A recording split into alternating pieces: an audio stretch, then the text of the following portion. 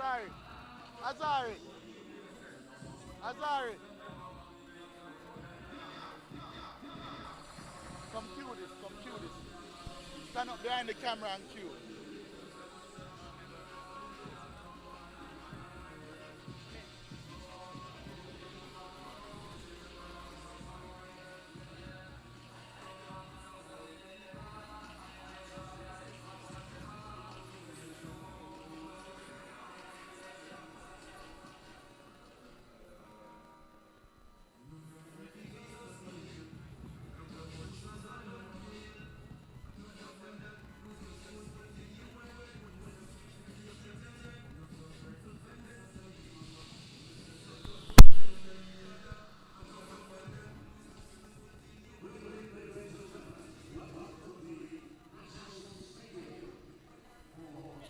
It's a Ray and Nephew Jamaica Premier League semi-finals. It's the playoffs.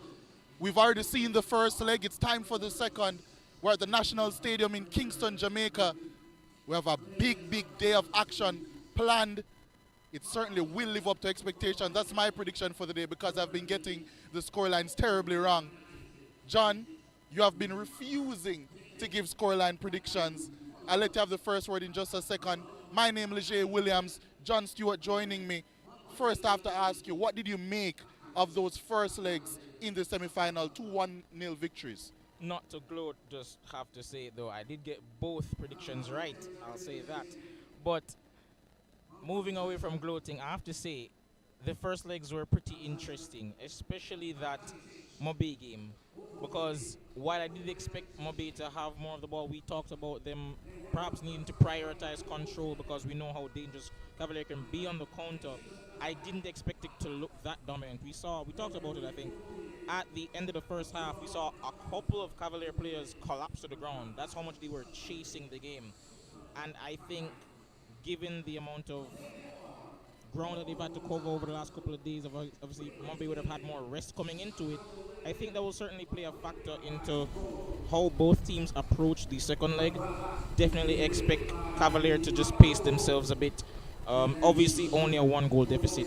And as for the Mount Pleasant Portmore game, it was rather intriguing. I predicted a dominant win for Mount Pleasant. Didn't expect it to be that close, and of course, fine margins the difference in that game. So, interested to see how it plays out. Yeah, very interesting. And you speak about the Mobe Cavalier game. Of course, that's the second game in our doubleheader. That one happening at 9 p.m.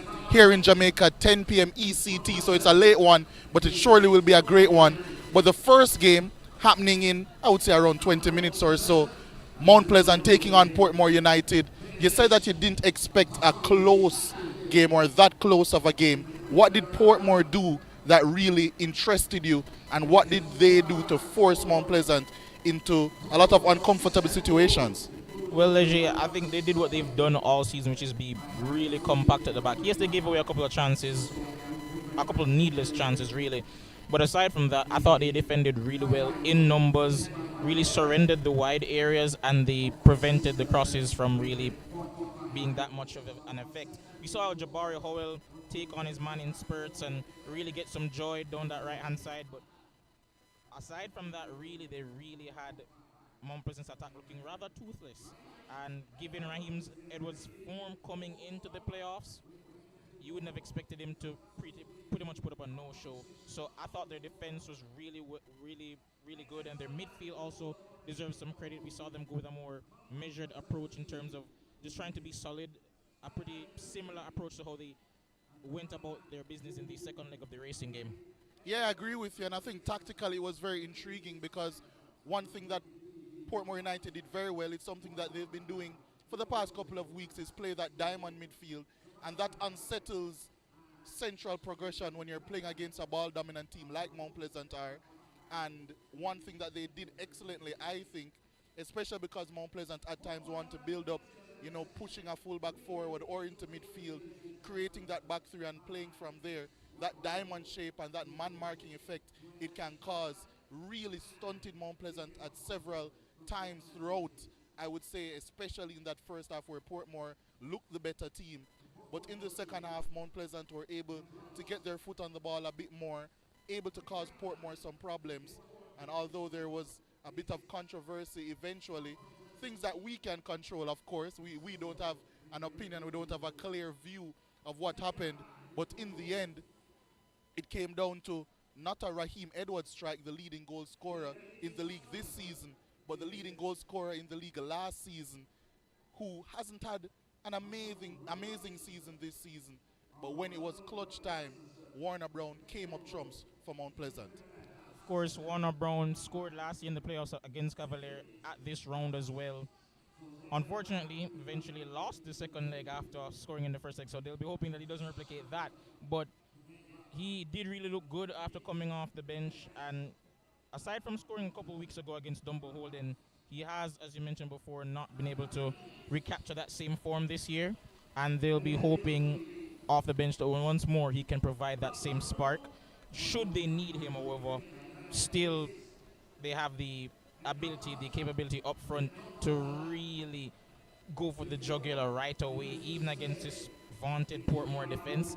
So I'm definitely expecting big things from the former Golden Boot winner, but also something to keep an eye out for, Raheem Edwards. Across his last 5 or 6 playoff games, I don't believe he scored a goal. He's never scored a goal in the playoffs.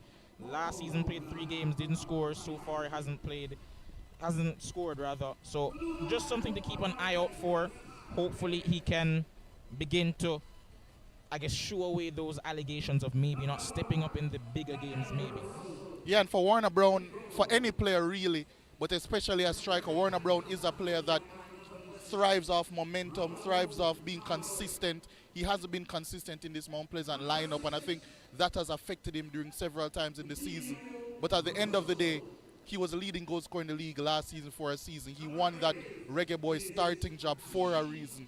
He's a top quality striker, and I firmly believe that he can have a big impact in this game off the bench. But what intrigued me as well, as we get prepared to speak to Theodore Tapper Whitmore, his head coach, is the fact that usually when he comes off the bench from Mount Pleasant, it's not in place of Raheem Edwards, it's alongside with those two players dovetailing, up front, sometimes one dropping deep. We've seen Warner Brown assist Raheem Edwards towards the end of the season, and we've seen Raheem Edwards slipping Warner Brown for multiple chances. Do you think that's something that Mount Pleasant can do and use to affect this game, not only late on, but possibly the final if they were to get there? Most definitely, and as we do get ready to introduce the one and only Tapper Whitmore, we did see them actually deploy a similar strategy last year with 2 up top at times. So it is possible, and especially when you have players of that quality, definitely looking to see how well they can combine up top and provide some more goals. Yeah, we did promise you the legend here, Theodore Tapper Whitmore, head coach of Mount Pleasant Football Academy. And coach, I have to ask you, firstly, it was a difficult game in that first leg. What did Portmore do to cause you problems?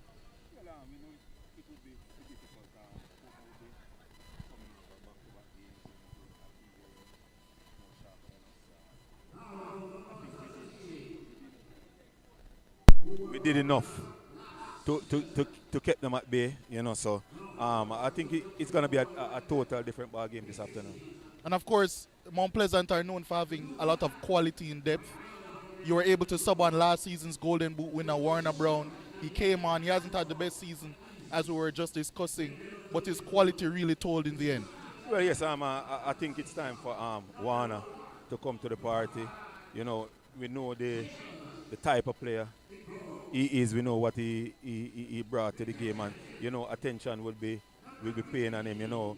Any team of a Warner Brown and a Raheem Edwards, then that's a plus. So it gives the opponent defensive unit something to think about. And coach, one more question from me. You're a midfielder, or you were a midfielder. I know you still play from time to time, but in those midfield areas, when your opponent is clogging those areas, what is something that you used to do, or some advice you would give to your players ahead of this game? Well, I think a bit of creativity, that is important, So sometimes you need that one player to show up to unlock the opponent. So I think that was missing the other evening. John? And quickly, good afternoon, coach. Yeah, just have to say, you guys are going for your 4th final. What does it take to not just have dominance but sustain dominance? Again, it's how we manage the game this afternoon. We can't go into the game knowing that we have a one goal advantage. You know, we can't sit back. We came here this afternoon and we came here to play. Well, Coach, based on what we see from Mount Pleasant all the time, we know you're going to play, and all the best today. Thank you very much. Yeah, that was Theodore Tapper Whitmore, of course, head coach of Mount Pleasant. And what did you make of what he had to say ahead of this game? I think, judging by his answer to your second question, it seems he does definitely want just to see a bit more, perhaps a bit more free-flowing football. They did look a bit stifled, not their usual selves. So they'll be hoping to just play a bit more free, a little bit more expressive. Definitely hoping to see that from them today. But I know someone who won't want Mount Pleasant to be expressive today. Portmore United's head coach Rudolph Austin. I just spoke to Theodore Whitmore about him being a former midfielder, what he feels like his team needs to do in order to unlock your system, especially what you try to do in midfield areas. What is your game plan? I know you don't want to give away everything, but what is your game plan going into this game? Well, it's just to play good football and try to score. We have to score to win. You know, if we don't score, you can't win games, you know. So we have to move the ball well, move well off the ball, create chances, and hopefully we can put the ball in the back of the net. And we have to defend well. And Peter McGregor coming in today, he has been a pretty consistent striker for you throughout the season. What does he offer you differently in this game? Well, you know, he's one of the main strikers, so, you know, you just have to turn up today. It's a big moment, and this is when you want your main people our players to turn up. So you just have to turn up today and put in a very good performance, and hopefully he can get some goals. And Coach, last question from me, but a lot of people, when they see a team that's solid defensively, they think that they just sit back, that they're trying to be negative. I don't see Portmore as that type of team at all. You're very aggressive, especially in your press. How aggressive do you feel like you will have to be today to get the better of Mount Pleasant? Well, we can't allow them to play, definitely not, because they have a quality team. You know, we just have to be in their face, and we just have to give it our all. We have nothing to lose at this moment. You know, we are behind 1-0, and we just have to. The next goal have to be ours. I agree, Coach. John? Good afternoon, Coach, once more. The game was, in the first leg, decided by rather fine margins. What are the things you think you could do different tactically in order to ensure that you guys get the win today? I think we have to be more, we have to believe more in the final third and express ourselves more, and don't be afraid. I think we were in some situation where we could shoot, and we opted for the pass instead of shooting. So we have to score today. So we just have to be very expressive, and we have to defend very well also. We can't just go like wild animals forward and don't take care of our defense, you know, because we have, as I said, we have to score the next goal in the game. If it's gonna be any, have to be ours. I agree with you there, Coach. All the best today. Hopefully we get a really good game. All right, thank you, man. Yeah, that was Rudolph Austin, head coach of Portmore United.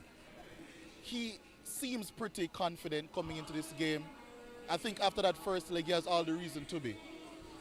I definitely agree. That's what I was about to say as well. He has all right to be confident, because I think going into that game, not just from myself, but I think the majority of fans at home would have assumed that not necessarily it was going to be a walkover, but Mount Pleasant would look pretty comfortable in terms of possession and the fluidity of their play in the final third.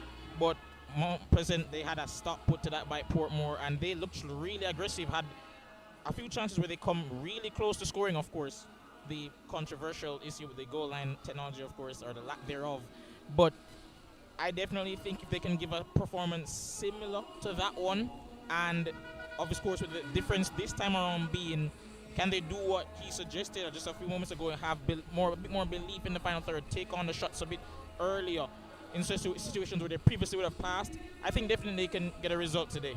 Yeah, I agree with you, and I think this Portmore team is filled with quality, especially in those final third areas. Not only the strikers that they have at their disposal, but also the creative players. Marquise Reed starting today. Ronaldo Robinson, we know, is a dual threat. Off the bench, you have somebody like Dustin Cohen. You have someone like Matthew Bell. They have Romeo Guthrie, who is a chief creator in this league and has been for quite some time, a former Mount Pleasant and Arnett Gardens player as well. where do you think, or which players do you think can make a big impact for both teams? There's a plethora of players that can really contribute today, as you mentioned before, some of them, but I think one of the ones that I really want to zero in is perhaps I think Romeo Guthrie. Marcus Reed has been really good so far in the first leg and in right across these playoffs, but Romeo Guthrie, in my opinion, they're going to have him step up. I've watched a number of games for Portmore this year, and every time I watch him in the regular season, he impresses me because, of course, being so short, like low to the ground, the center of gravity is always going to be there in terms of an advantage to beat players. But it's his decision making for me that really impresses me because he's a really, really good passer. His vision excels, and I'm looking for him to see those line-breaking passes, line-splitting passes to feed players like a Peter McGregor, who of course scored in the quarterfinal. They'll be hoping that he can get some more quality service from a player like Romeo Guthrie today. Yeah, most definitely. Romeo Guthrie is a high quality player, and you speak about all of his attributes. I think he has a great technical floor. Everything he's able to do technically is so fantastic. Those passes that he can make beyond the last line or between the lines generally can really unlock any defense in the Jamaica Premier League. But this Mount Pleasant defense is very strong. Their midfield, of course, very strong. And as we spoke about before, their attack, super strong as well. What player from their lineup do you think can make a big difference? Well, I did speak about him just a tad bit earlier, but Jabari Howell, he really impressed me in spurts, not necessarily the most consistent of performances across the 90, but in spurts he really did impress me in how he got after the defenders and was one of the few players really willing to take players on and put some crosses into the box. If he can just get that delivery in the final third right to set up guys like Ryan Edwards, who of course starting as usual today, definitely expecting some big things in that front line. Yeah, and Jabari Howell for me is not necessarily a player that needs to get too involved everywhere in every facet of play, but what he is a very decisive player, and that's what I think he does to the best quality. We saw against Portmore in the regular season what he can provide in those decisive moments. Of course, he'll be looking as a young player to make that big impact for Mount Pleasant. But quickly, it has to be really quick this time, no thinking. Prediction for this game, who is getting to the final? Portmore 2-1, well, 2-0. Well, that's a bold prediction.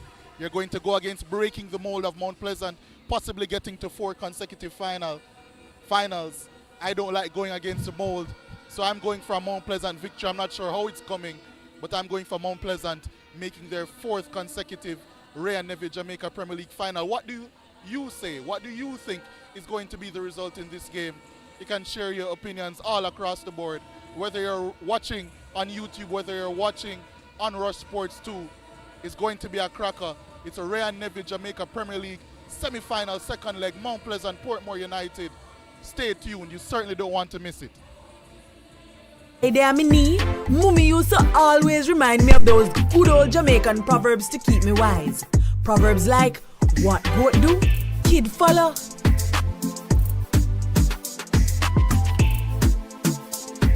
Good friend, better than pocket money. And if you can't catch Quaco, you catch him short. Just like the proverbs Bosco Oats is ingrained in Jamaica.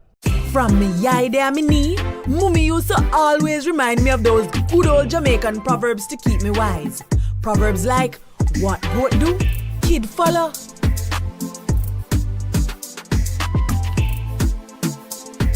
Good friend, better than pocket money. And if you can't catch Quaco, you catch him short. Just like the proverbs Bosco Oats is ingrained in Jamaica. For a new home of your own. The more you save, the more entries you get, and every entry has a chance to win. A brand new home of your own. PM, I say, is the key to winning. Here's to the early risers, and we are here all-nighters, the go the extra milers, and let's do it until it works, workers. People who are powerful because they powered through. Day after day, challenge after challenge. You see, True power is not something you can buy or collect. It's something that starts on the inside, and you always know it when you see it. Sunshine Snacks Peanuts, proud supporters of the powerful. Ray and Never, feel we culture. Yo! New beginning, we winning, so share our spirit where you living, yeah. Share it. I make we all a one par, you don't know we come from far. From far, anytime we rep, feel we country. Rear rum, it have to come with we. No matter with the bad vibes. Poor rear rum, a celebration time. I feel we culture. Make we show ya Jamaican culture. Ray and Never, overproof from we just a do it for we culture. A CB chicken, a better way. Introducing air chill chicken. It have more flavor, you don't know what you're missing. It tastes better, full of flavor in the kitchen. Better value, better taste, better chicken. CB chicken, tastes way better. Air chilled chicken, taste way better. Better value, better taste, better chicken. No antibiotic and hormone free. Have you tasted the new air chilled chicken? Or my chicken nut? CB chicken, it tastes way better.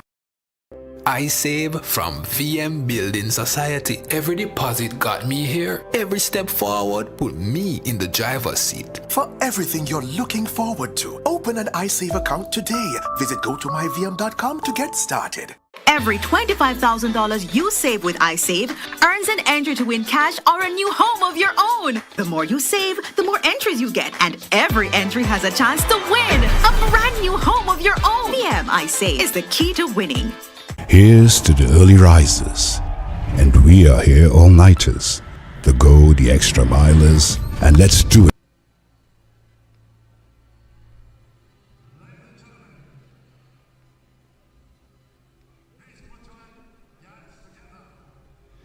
Good evening and welcome to the National Stadium. It is do or die day. Everything has to be left on the pitch within these 90 minutes as Mount Pleasant Football Academy, the Lions from St. Anne, roar in to the National Stadium with 1 foot into the final of the Ray and Navy Premier League. But can the team from St. Catherine, can Portmore United silence those roars here tonight? I'm Neil Oxford. Along with me is the General himself, Sir John. Big matchup, big game. Yes, indeed. What has to happen for Portmore specifically to get back into this one? I really think Portmore are going to have to do more of the same in terms of being as structurally sound as they were defensively. But as Coach Rudolph Austin so eloquently put it, I think there has to be more belief in the final third. They had a number of chances against, I guess what I would say was all odds, because most people didn't think they'd play that well. But they're going to have to show more belief in the final third and take their chances. They've added Peter McGregor to the squad, to the starting lineup rather, so hopefully that bears out. They have added Peter McGregor, looking for more attacking prowess, but Mount Pleasant Football Academy, they have gone with the addition of their number 17, the man in the middle, Jashon Anglin. Yeah, definitely. He's a really good midfielder, and I have to say, I'm expecting a bit more, I guess, control is the word I'm looking for. Mount Pleasant, they looked a bit ragged.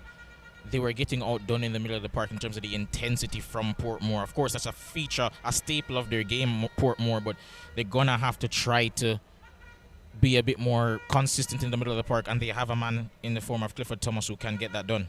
Here's the starting 11 for Coach Theodore Whitmore. Number 1, the bigger change that we've seen is Tafari Chambers. He starts between the sticks, a change from the first game. Number 15, Kyle Ming, Alex Marshall, Kimoni Bailey, Jabari Howell, Jashon Anglin. The league's leading goal scorer, Raheem Edwards. Number 26, Clifford Thomas. Demario Phillips, Shaquille Dyer, and Fitzroy Cummins. That means that Judy Johnson goes to the bench. Rudolph Austin, here is his unit. Daniel Russell is in goal. His captain, Ramon Howell, Emilia Rousseau, Akeem Mullins, Peter McGregor, Corey Burke, Romeo Guthrie, Marcus Reed, Ronaldo Robinson, Nicole Gale, and Tyreek Ximines. This sees Clayton Peck going to the bench for Portmore from the first leg. Yeah, not really much changes for both teams, just a 1 or 2, and to be fair, I'm really expecting much of the same. I think it's really going to be back and forth because Mount Pleasant they really surprised me in the first leg. They didn't look quite as sharp as they usually have. Perhaps maybe just a bit of rust considering they were out for 11 days prior. But I really was surprised by Portmore's performance, and considering the lack of changes apart from one or two in the starting lineup, I'm expecting them to deliver a similar level from their starting 11 today. This Mount Pleasant team has scored a massive 70 goals this season. They have conceded just 25. Portmore United, not that much, but they have conceded also more than Mount Pleasant. So looking at the form table, you would expect Mount Pleasant to walk away with this one. However, it took a bit of brilliance by Warner Brown in the second half in the first leg. So Portmore will be counting their chances. Most definitely. And we did speak about it in that racing second leg, that if they want to come away from this victorious, they're going to have to put those similar amount of chances away. And I have to say, speaking about Mount Pleasant, that wasn't their best performance, and they still won. I think they're going to take some belief from that and think they can kick on here. And Raheem Edwards, just something to note that I brought up in the pregame show, he's yet to score in the playoffs. Maybe they can seek to frustrate him, this Portmore team, and hopefully he can, well, I guess for Mount Pleasant's sake, finally find some shooting boots in the playoffs. Oh, come on, John, not to score in the playoffs. He only played one game so far. He did not have the quarterfinal round to contest with. No, I'm not talking about across both seasons. I'm talking about yeah, well, that's a big stat then. That means that he foils under the pressure. I wouldn't go that far, but... Well, let's see. He's recently named in the Rudolph Speed Coach national team to head to the Unity Cup in England. So he has something to play for as he goes into this one. As Mount Pleasant Football Academy, a change of kit for them. They're in full white with a blue trim on the kit, while Portmore United, they are in a blue kit with red and white trimmings along the surface of the shirt and red socks. Portmore United, they'll be kicking towards Old Hope Road, while Mount Pleasant Football Academy, they'll be going towards downtown Kingston. All to play for 90 minutes. The aggregate, Mount Pleasant 1, Portmore United 0. So much can change in 90 minutes. It's a game of football, one highly anticipated. Portmore against the Kings of St. Anne, you might call them the Kings of the Caribbean. Only one hand on the Jamaican Premier League so far in their existence, and they can smell title number 2 coming on the way. 90 minutes away from the final. 90 minutes away from confirming Caribbean Cup soccer as well is Mount Pleasant. I remember Coach Whitmore saying the first aim is to confirm Caribbean Cup, confirm regional play, and they're 90 minutes away from that. If the score remains the same, they'll be heading on to another trip to the CONCACAF Caribbean Cup, their third in a row. Their first year did not go so well. Second year, they ensured to win the title. Will there be a third year? Portmore awaits the whistle of the man in the middle this evening, Stefan Dwyer.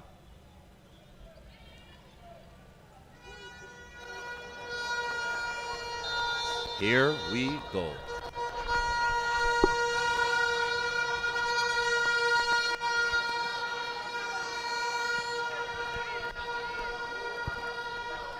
Portmore loses possession. Clifford Thomas comes away with it. There's a turnover again, and Ronaldo Robinson for Portmore wins it, plays the ball inside. Mount Pleasant yet to field the football. Here's Guthrie. Marcus Reed looks to lob the ball inside. He was searching for Corey Burke.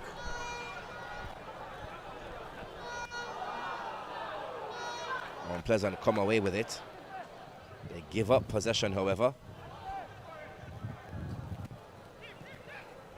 John, it seems the exact way that the first leg started, Portmore having the dominance. Here they go on the left-hand side with Akeem Mullins, who plays it inside to Robinson. Mount Pleasant clear their lines only as far as Ramon Howell. Here's Guthrie. A pass by him, looking for Peter McGregor. Kimoni Bailey got his head to it. All Portmore in the first 2 minutes, John. Yeah, I definitely expected them to come out with a similarly aggressive approach. So if attack here, just foiled, but they've looked really, really good thus far. Really aggressive approach. Here's Mount Pleasant. Alex Marshall. Demario Phillips coming down the right-hand side. He's forced back home. Here is Cummings. Not the atmosphere we had on Sunday, but still the fans have ventured from St. Anne to the National Stadium. Can this Mount Pleasant team send them home in joy? Or will there be tears running down the hills of the highway? Here is Howell for Portmore United. The Sunshine City.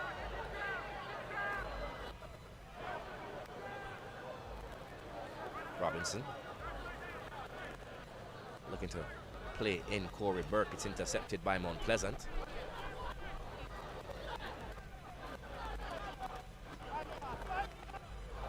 In the 3rd minute, Mount Pleasant finally getting some possession.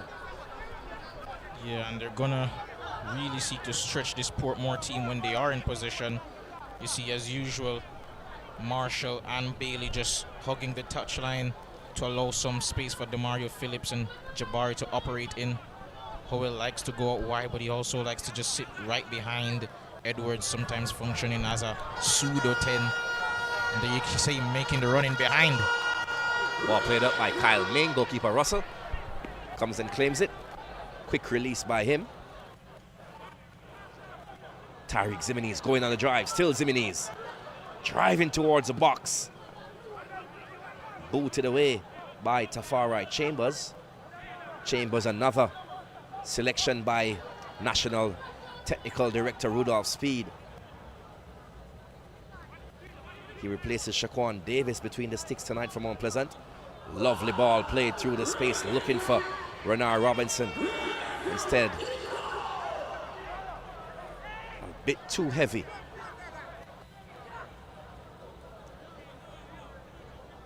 There you can already see Captain Howell just barking out some instructions to his team. How important is he going to be today? Saw his importance in the second leg of the racing game. Yes, he was very important. I think he was named man of the match in that racing game. Surely his instructions, and not only that, but his maturity and experience will definitely be needed if Portmore will be looking to go over the threshold.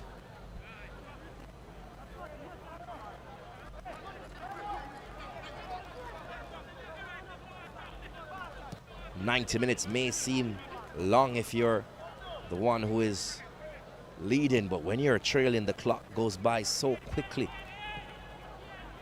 So Portmore will have to get their foot on the gas,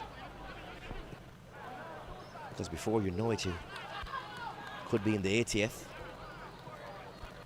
It's Mount Pleasant with control, John, for the past 2 minutes, you might say. Yeah, it's just about finding that weakness in the back line. And given how good they've defended, how well they defended throughout the season, it's going to be a tall order. Having control as Dyer is able to reach to the half line.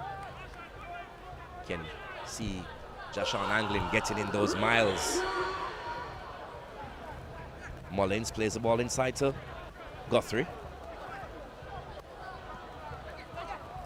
Lovely pass in there between Guthrie and Marcus Reed. Guthrie tackled by Kyle Ming. There's a whistle on the play. You can see head coach Rudolph Austin. I'm positive he'll be off the bench for most of these 90 minutes. Free kick for Portmore. good position, John. Good position for a good cross. Swung towards the back post, the heads go up. Seemed to be a last touch off a Portmore player. Into touch, it's a goal kick, so after 7 minutes, still 0-0, no goal threats just yet.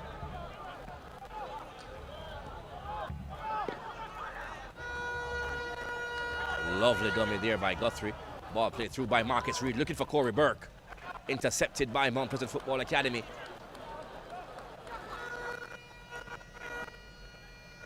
Thrown back into the mixer by Howell. Finds the boot of Burke. Marcus Reed plays the ball over. A shot to goal!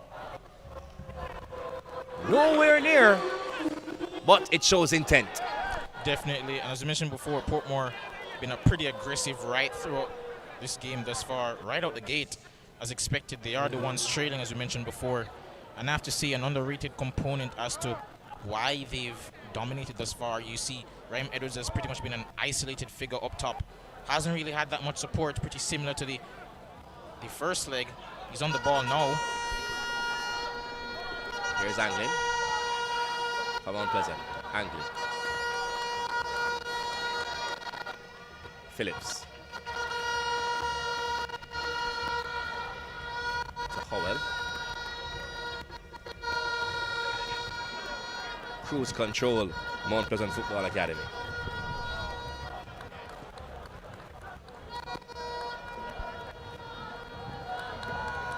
Oh, lovely work by Alex Marshall. Looks to get into the penalty area. He does. Guided back out, however. And he'll win himself the first corner kick of the match. Good work there by Marshall down that right-hand side. Bamboozling the defenders before getting double-teamed in the corner and winning a corner kick for his team here. Portmore United gonna have to do their first real bit of defending all game. Mount Pleasant has sent up the numbers. 5 white shirts reside in the box. Ball played up top to Howell. He can strike it. Jabari Howell drives into the area. Still Howell. He's tackled up by Nicoy Gale, who boots the ball away.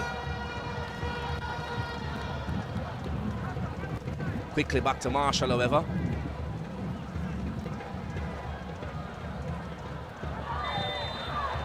He goes to ground. Whistle on the play. Must say, at first glance, didn't seem to be much in that challenge, to be fair, but the referee has blown.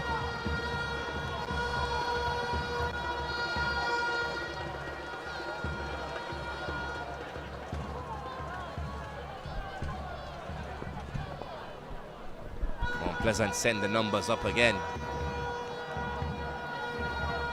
5 in the box.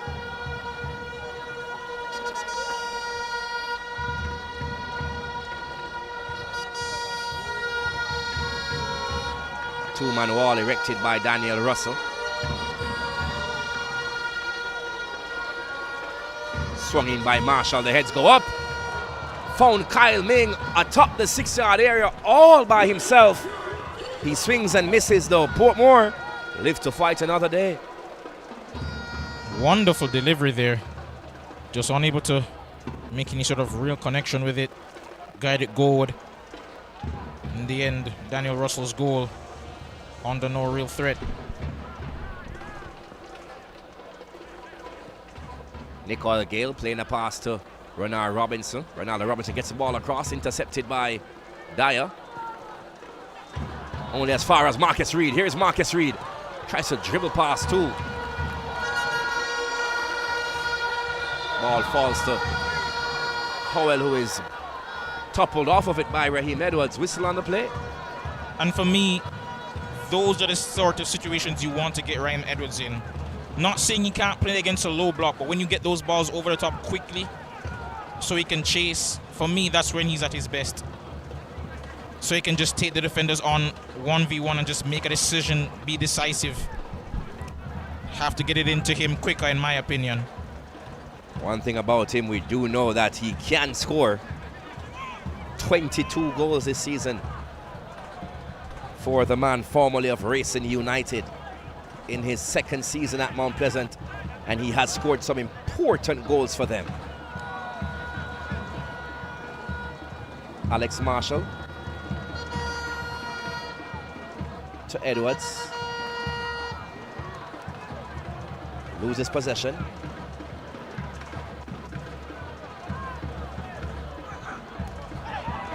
Into touch, a throw-in. It's almost like a cricket match a while ago. All the people in white appealing. Pleasant win the throw. And here is Russell for Portmore.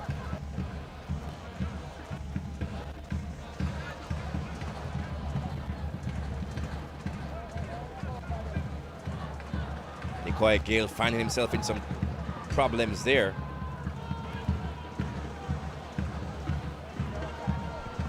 Had to get the reassurance from his goalkeeper. Have to say the off-the-ball movement right there was poor. Didn't really give Russell that much of an option in terms of suitable persons to pass to right there. Not the pace that you'll be looking for in a match of this magnitude, but so much can change with one goal.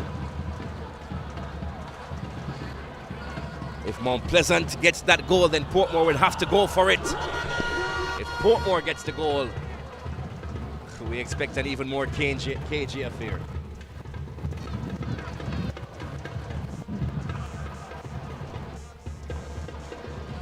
It'll be really intriguing to see what Portmore do if they were to score. I do suppose they perhaps do what you said and make it a bit cagey, but considering how great they've been from the starting whistle, I doubt they'd want to kill that momentum and try to set up shop in front of their goal. Here's the captain, Howell. Football matchup literally at a walking pace here at the National Stadium.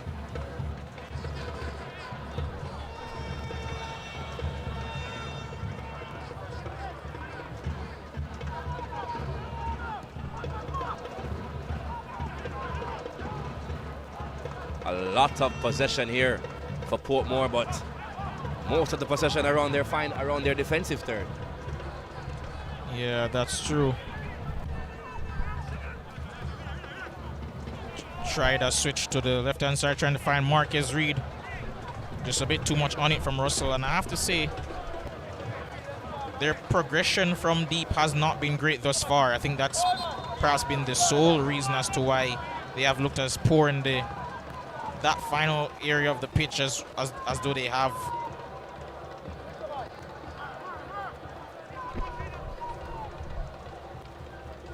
As we introduce the lights here at the National Stadium. Whistle on the play, kick for Portmore United. 15 minutes gone, John. Still not a lot to speak about. Yeah, most definitely. But Portmore on the attack here. You know they can change things in the blink of an eye. Off the head of Ximines, trying to put the ball into the 18-yard area.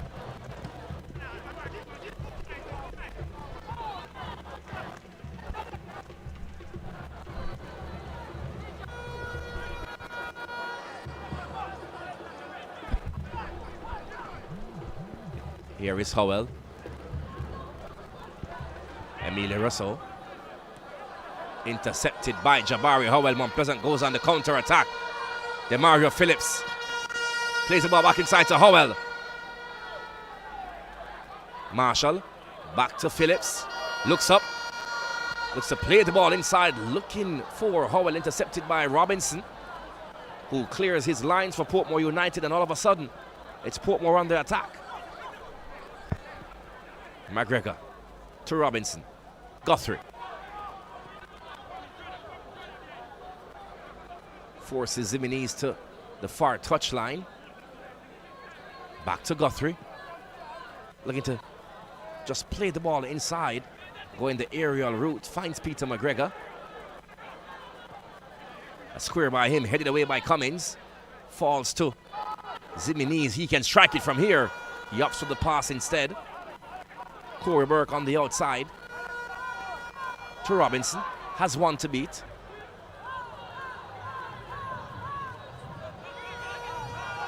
Portmore trying to find that opening.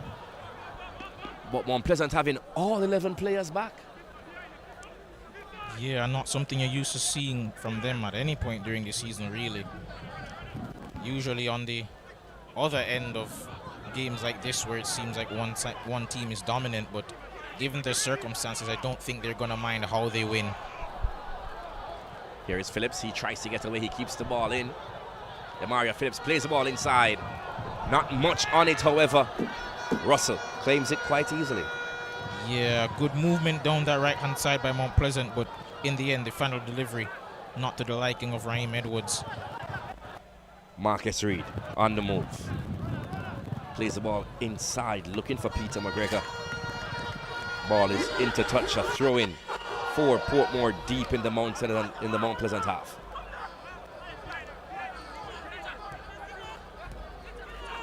Portmore just being very patient, awaiting the mistake. Here is Howell. A lunging tackle by Demario Phillips. Referee Dwyer says that's a foul. As we see the Portmore United chairman in the house, the great Garwin Tuller, literally bringing a club from the shadows into the light. One of the few teams to have actually said they can make 4 finals in a row. Of course, Santos between 74 and 78, I believe, and that's the only team to have done it thus far. Mount Pleasant are actually chasing that feat should they qualify for the final today. Portmore United, of course, hoping to return to similar heights for their first title since 2019. Ximines over this one. Can he be very hazardous?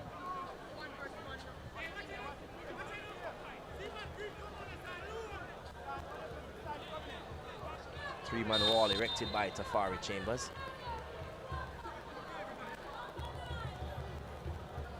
It's Ximines, shot to goal. That lacked sting, that lacked venom, that lacked bite. Very tame effort from the man who formerly wore the Mount Pleasant colors. Bit of difficulty there for Fitzroy Cummins. Into touch, it's a goal kick for MPFA. And as you can see, the coach is not happy at all, Tapa Theodore Whitmore. Seeing that replay there, as mentioned before, there's never really any real difficulty for Chambers in goal there. And I have to say, I found it a bit strange. I think we've talked about this before, but I've always found it a bit strange, their policy in terms of rotating goalkeepers for Mount Pleasant. Tafari Chambers, for much of the regular season, was the starting goalkeeper, and then inexplicably, towards the end, we saw Shaquan Davis come in, and that continued into the first leg as well. That is true, and we wondered, or we can wonder, is it the mistake that Davis made in the semi-final first leg that has cost him his spot to even be in the match day squad? That to me was a bit surprising. I understand you can rotate, but to move a player from starting in a semi-final to not even making the squad in the second leg, you wonder what happened on the training ground. You wonder if he's carrying an injury. So many questions that are left unanswered. But Tafari Chambers is the man, the only local goalkeeper selected by Rudolph Speed to venture off to the Unity Cup. So can't really question the decision. Most definitely.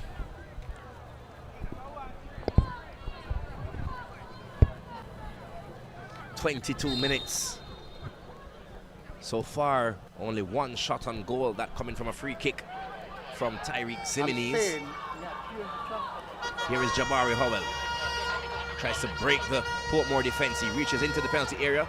He's able to take a shot, but intercepted by Portmore.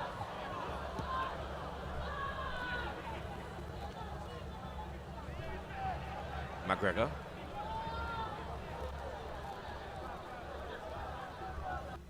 Still McGregor. Eventually loses out to Howell.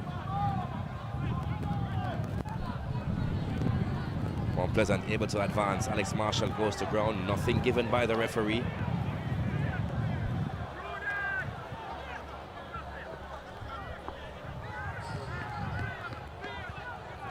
You mentioned that squad earlier. That was announced for the Unity Cup. Among them, in terms of local players, so Nikhil Ellis, the aforementioned Rhyme Edwards, Nikelia Fuller, but also the birthday boy, Dwight Merrick, who will be playing. Oh! Shot taken from way out by Tyreek Ximines, catching everyone off guard. Not sure that was his intention, but from nothing comes something.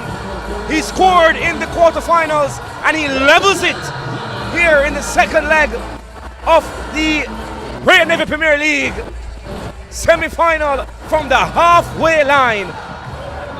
Not sure that's a mistake by Tafari Chambers. He would not have expected Tyreek Ximines to shoot from there. I'm not sure if we have access to the record books, but I'm pretty sure that's the farthest a goal has been scored from all season long. What a time to hit a strike like that. Didn't look like a shot. I think he was trying to play the ball into Corey Burke. Perhaps, yeah. A miscued square by him, but you can't tell him that. Most definitely, he won't mind at all. And he has a knack of scoring goals. I believe 6 in the regular season for the young right back.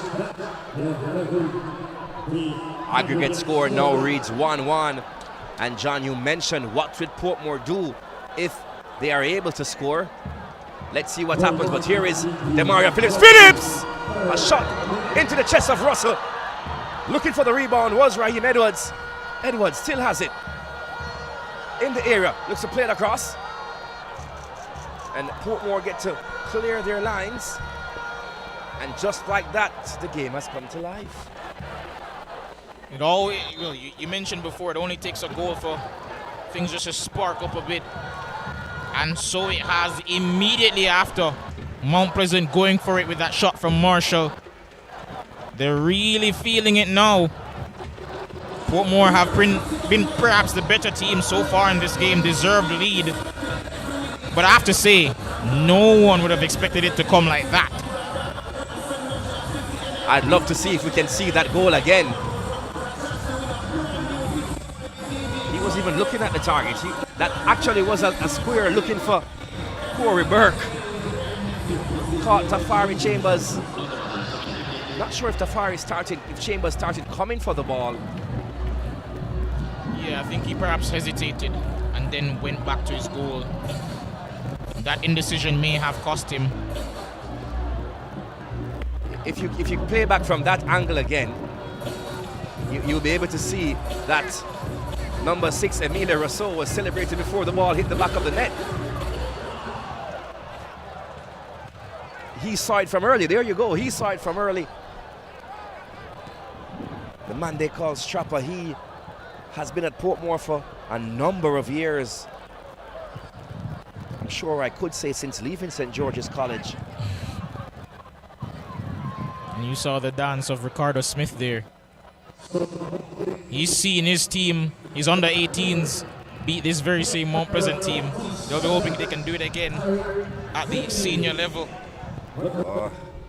But here is Anglin, looks to play the ball across. Did beat Russell, but Captain Fantastic. Ramon Howell was there, and you mentioned Captain Fantastic. How Mount Pleasant would love to see Sule Makala walk through the doors now. Most definitely. Another one of those players who's gotten a move elsewhere. I have to say, shaping up to be a really exciting encounter, especially in the second half when there are going to be some tired legs, some tired minds. Well, this Portmore team would have been their 4th game in the space of, what would it be, 10 days. Some might say fatigue, some might say they're match sharp. Won't know until you reach into that 60th minute or so of the second half to see just how much of a factor with those 2 quarterfinals have played. John, I remember back in the day when Humble Lion won the league and they got their break, and it was said that they'd have gone on to win the league. They were chased out with immediate effect after their 2, but back then it was a 2-week break. Games only being played on Sunday back then, so you might say squad rotation. We saw Coach Austin using squad rotation in the first 2 legs, having Ramon Howell rest out of the very first game. He had Cohen in the squad. He's yet to feature in the semi-final round. So there have been moments where he has been able to rotate his unit, and that will really be a factor come to the second half. Most definitely. One of the more exciting schoolboy players, Cohen, and along with some other players on the bench, Matthew Bell perhaps. They're going to see if they can just provide that spark off the bench, if they still need a goal, that is, by the time they are needed in the second half.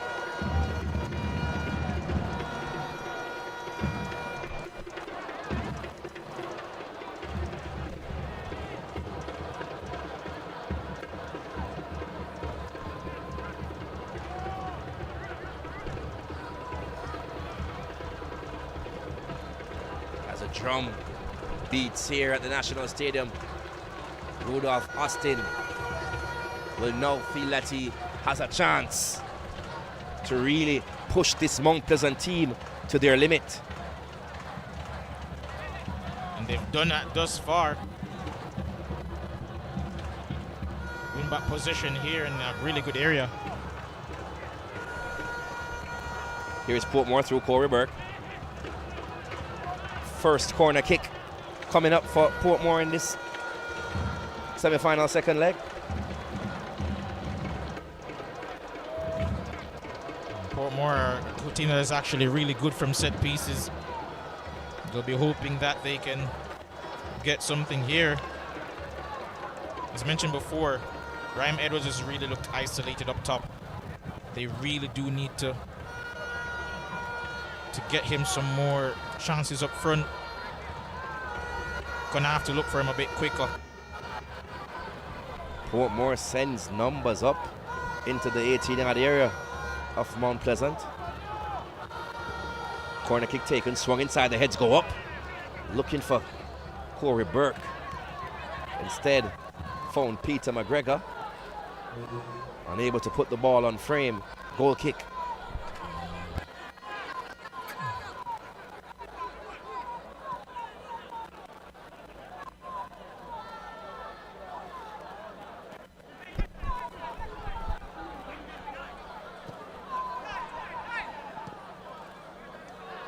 Turnover by Mount Pleasant. Here's Peter McGregor.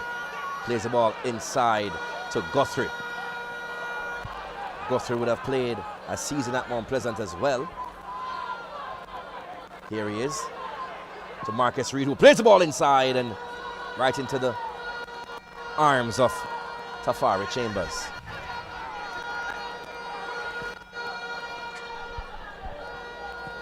Lovely turn there by Raheem Edwards.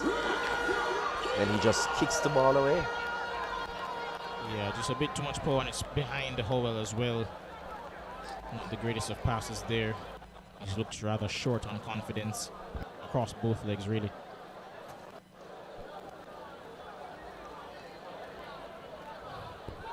Portmore United, give credit to them. They've been really intense. Their press has been phenomenal in the middle of the park. They win the ball back pretty quickly as to why they've had so much of the possession thus far. stifling Mount Pleasant in that middle of the park. Foul on Kyle Ming.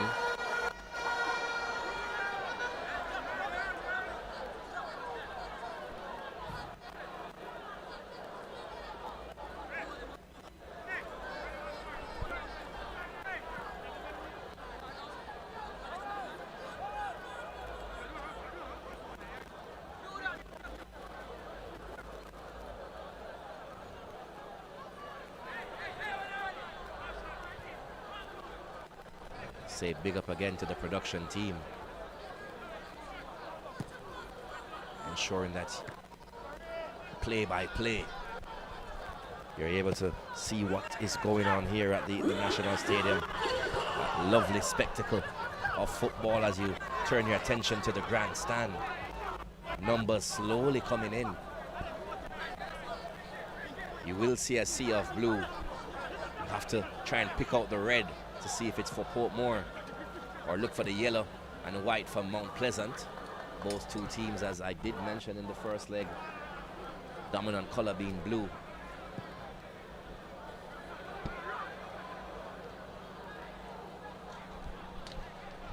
Seems to be a good week so far from Sir Mario. Arsenal winning the title yesterday, Portmore leading here.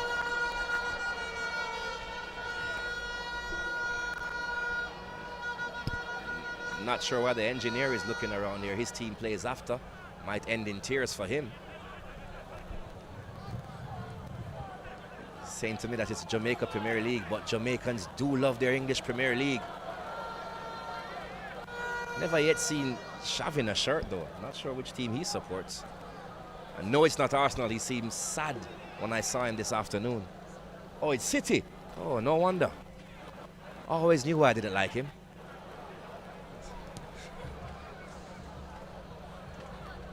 Can't support City and Cavalier. Tells a lot about his football knowledge.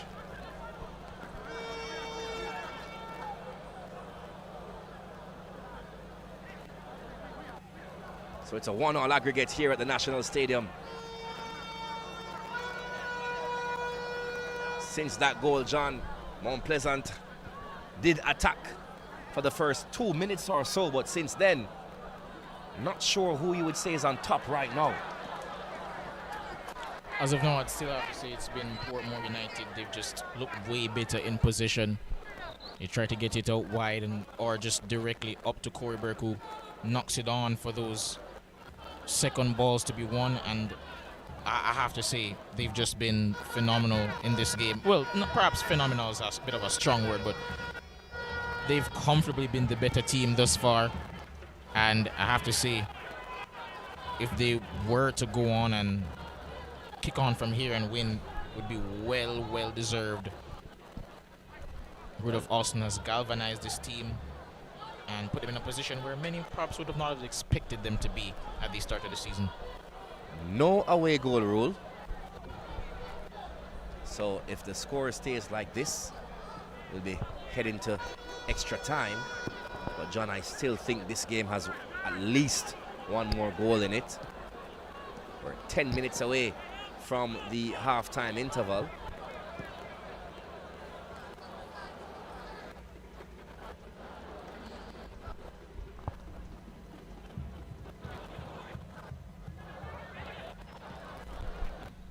Forced back to Chambers. Here's Mount Pleasant. He looks to play the ball to Marshall. He's tackled up illegally, says the referee. Free kick.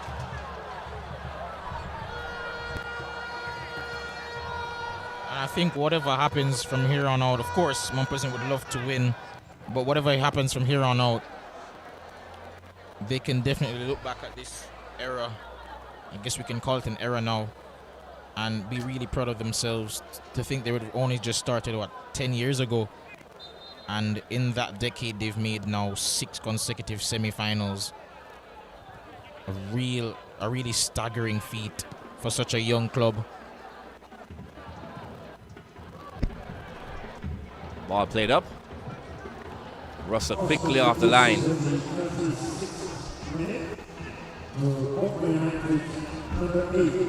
The yellow card earlier to Akeem Mullins, first of the game.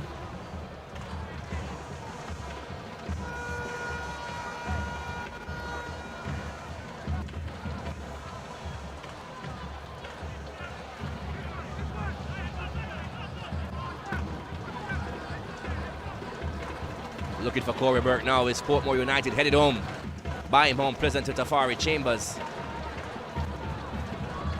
John, the past 3 minutes you could see Portmore changing their game plan a bit, looking to play the long ball over the top now. Yeah, just trying to utilize Corey Burke up top as a target man, really. But now here's Guthrie out wide, trying to do some damage. Plays the ball inside, finds Ronaldo Robinson! Ronaldo Robinson hits the back of the net for Portmore United. Carries the score to 2-0 on the day, 2-1 an aggregate. And out of nothing, yet again, Portmore could be crushing the hearts of St. Anne. And as he gets his 11th of the season, I have to say, Portmore United well deserved this lead here. I made my prediction before the game. I did say 2-0 to Portmore United. Leger looked at me as though I committed a crime. A miscued pass by Mount Pleasant to find Corey Burke atop the 18-yard area, who just literally just played the ball across to a free Ronaldo Robinson. He had all the goal to aim for.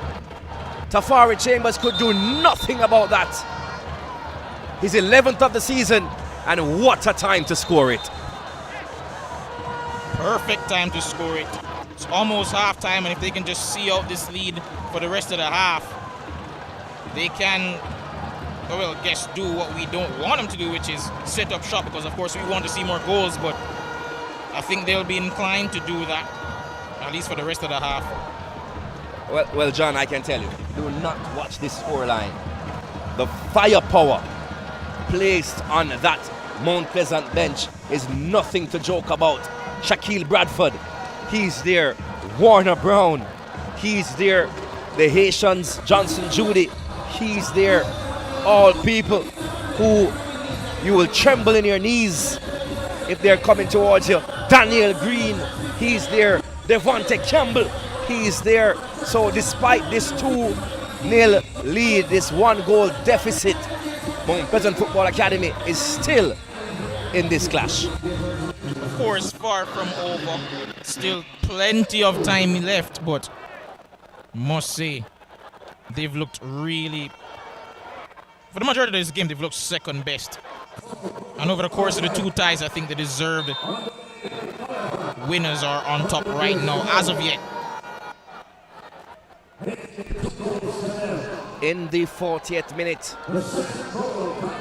the Lions, not hearing them at the moment, but so much left to be done. Here is Kyle Ming. Ming drives towards the penalty area. He goes to ground to find Edwards. He's looking for the shot. Shot taken, blocked by Rousseau. Falls for Marcus Reed. Tries to get away from Alex Marshall. He goes to ground. Whistle on the play, and I think he bought that foul from referee Dwyer. And speaking of fouls, I really think that Mount Pleasant shouldn't have played the advantage there. Ryan Edwards, he could have just taken the free kick. That was in a good position. And hopefully it doesn't prove to be costly. You'll also see Ramon Howell here, skipper for Portmore, on the ground. Seems to be an issue with his toe, I believe, or his ankle. One thing about Ramon Howell, we know he's a soldier. As the Portmore United team send the Clarendon College pair of Jaheim Rose and Siegel Knight to get themselves loosened up. Both Rose and Knight known to be two defensive midfielders. Might just be a precaution for Howell. still see him lingering a bit. Ball booted clear by Chambers, finds Marcus Reed. Living dangerously there is Mount Pleasant. Phillips, outside to Marshall. Plays the ball inside, looking for Howell, falls to Anglin. Here is Kyle Ming, more advanced than normal. Plays the ball inside. Kimoni Bailey, all by himself at the back post. Got clean contact on that, but misses everything. Great cross, but in the end, wasn't a great finish. Ming in an advanced position there, and Bailey, we know he can hit them. You've seen that. Seen evidence of that throughout the season, but just couldn't keep that down. Into minute number 43 we go. 2 goals so far from Portmore United. 2 goals literally coming from nothing at all. Here they are with Marcus Reed. Trying to play in Corey Burke.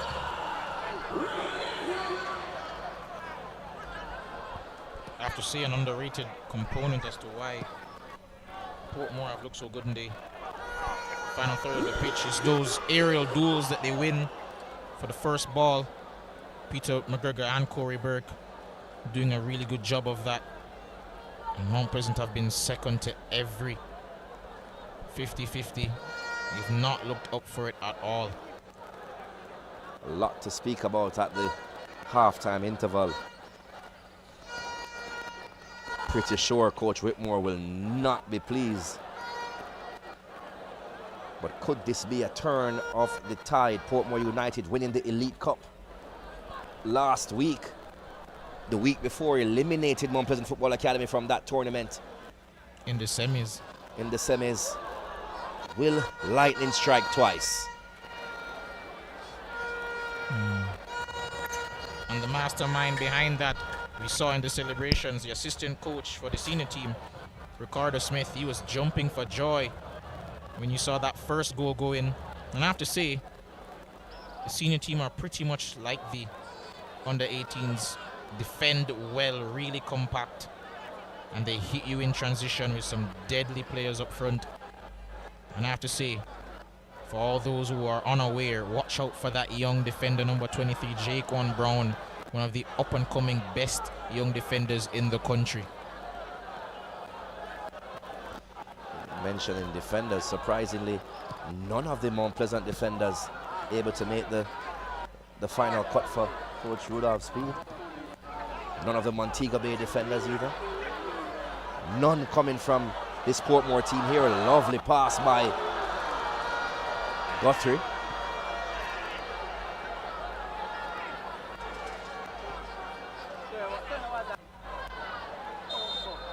Whistle on the play, free kick.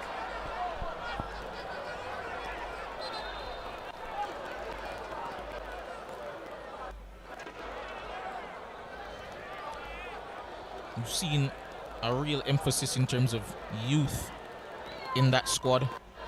So I suppose that's perhaps why in the majority, overwhelming majority of the Mobay defenders, about 24, 25, about that. So that's perhaps a reason why. But nevertheless, it's something to note, I guess. How old is Giovanni Lane? I guess perhaps he's one of the exceptions. I'm pretty sure he's 22. As the fourth official indicates, 4 minutes of additional time to be added here in the first half of this one. We'll say Portmore in cruise control, but I'm sure Coach Rudolph Austin will be preaching a different message at the halftime interval. Ball into touch for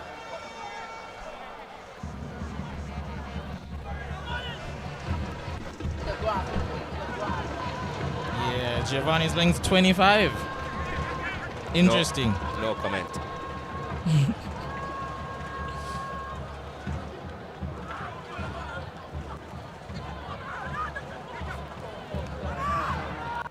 Here is Marcus Reed. Lovely football there from Portmore. A snapshot by Peter McGregor trying to catch Tafari Chambers napping. Instead misses everything. Into touch, goal kick. The second matchup after this one. The mighty Cavalier, they face a deficit of just one against second or runner-up in the league format, Mount Pleasant, Mobe United. That game set for 9 p.m. But here is Kimoni Bailey. He tries to get past 4 Portmore defenders. And as a man from the county of Cornwall myself, from that Mobe area, I have to say, a bit nervous. It would be our first final since 2016, but I must say, they did look good in that first leg. I remember the spice that Montego Bay United would have brought to the league in those years.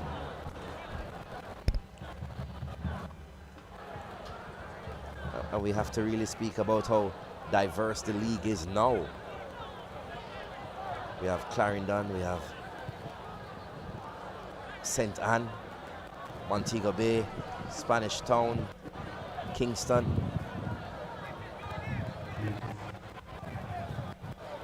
St. Elizabeth. St. Elizabeth with Treasure Beach. Love to see more parishes being added. Represented, yeah. Represented, the Tier 2 currently underway. Booted away by Amelia Rousseau. Peter McGregor will try to get on the end of this one. Tafari Chambers able to bring it down. The arm of McGregor came out across Chambers. Chambers went to ground. Free kick for Mount Pleasant, taken quickly. Just under a minute to play here in the first half.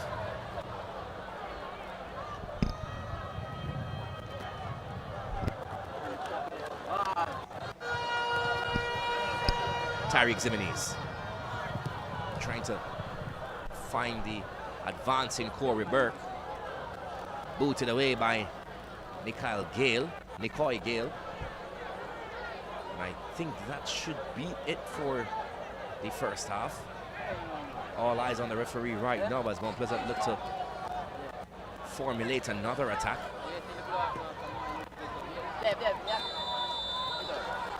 So after 45 minutes here at the National Stadium, Portmore United have silenced the Lions. But there's 45 left to play. John, after those 45 minutes, Portmore on top. Yeah, and deservedly so. They've squeezed the life out of Mount Pleasant in that middle of the park. Defensively, compact, haven't given anything away. They've forced Mount Pleasant really to try to come through the wide areas, and they've been unable to do so, unable to get any real sort of service in there. And Ryan Edwards, as a result, has looked pretty isolated up top, much as he did in the first leg. So as of now, I'd have to say Portmore deserved lead. So we now turn our attention to the highlights, which have 2 goals inside.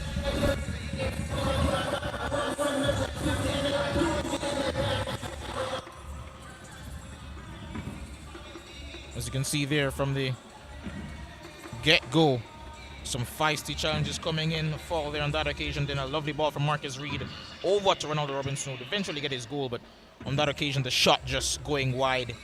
Then you can see Alex Marshall here. Some lovely footwork, but won a foul.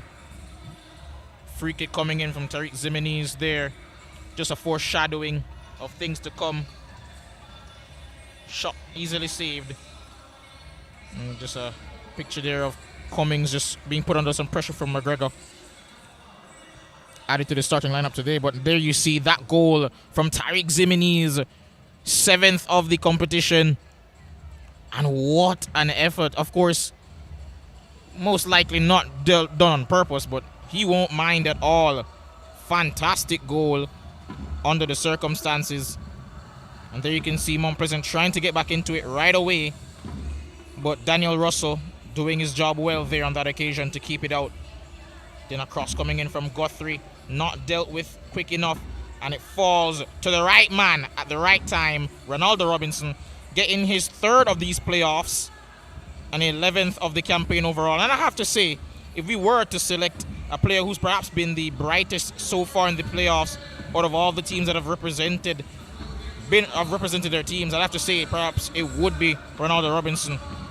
Kimoni Bailey looking to get Mount Pleasant back into the game there with that wonderful volley, but couldn't keep it down. So after 45 minutes, Portmore, they have dominated possession, 55-45. They've dominated shots, 8-4, shots on target, 4-1, 4-2. The corners are tied. 1 yellow card was issued earlier to Portmore's Akeem Mullins, but the most important statistic, Portmore 2, Mount Pleasant Football Academy 0. So with 45 minutes left to play here at the National Stadium, we can tell you some nervous moments if you're from St. Anne, and the sun is shining in the Sunshine City, where Portmore United have the biggest smile of all. See you in 15.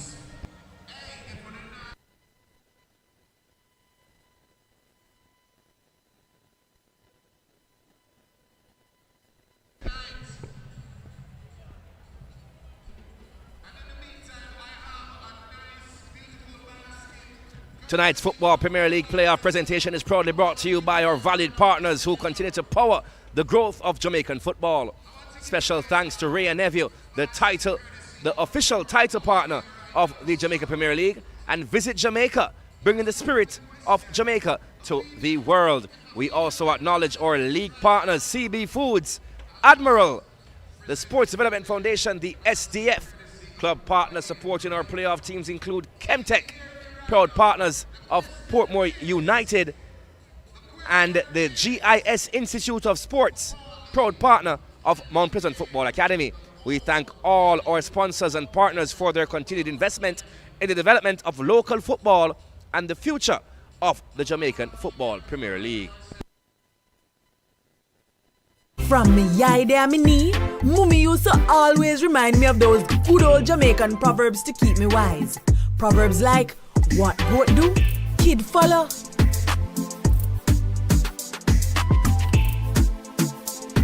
Good friend, better than pocket money. And if you can't catch Quaco, you catch him short. Just like the proverb Bosco Oats is ingrained in Jamaica. From me yai there me knee, Mummy used to always remind me of those good old Jamaican proverbs to keep me wise. Proverbs like, what goat do, kid follow.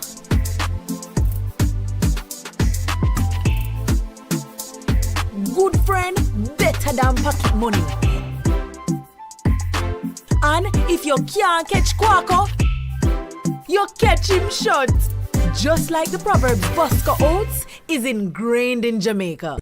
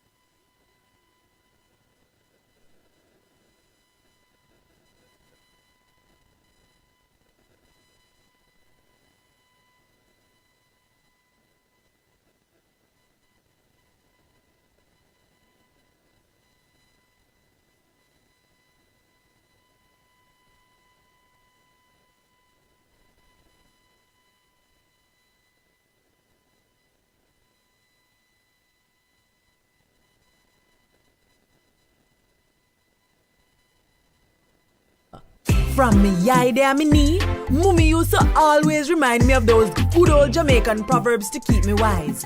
Proverbs like, what goat do, kid follow.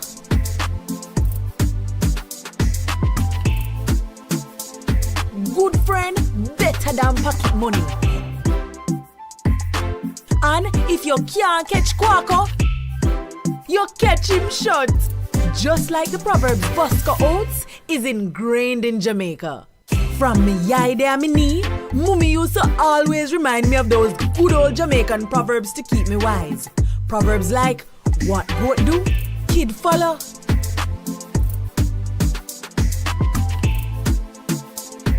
Good friend, better than pocket money. And if you can't catch Quaco, you catch him short. Just like the proverb, Bosco Oats is ingrained in Jamaica. From me eye there me knee, Mummy used to always remind me of those good old Jamaican proverbs to keep me wise. Proverbs like, what goat do, kid follow.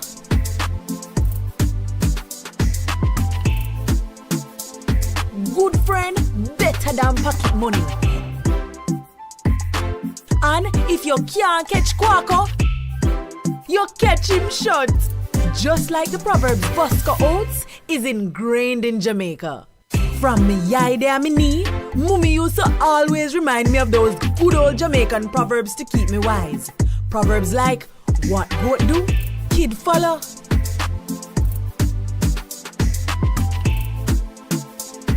Good friend, better than pocket money. And if you can't catch Quaco, you catch him short. Just like the proverb, Bosco Oats is ingrained in Jamaica.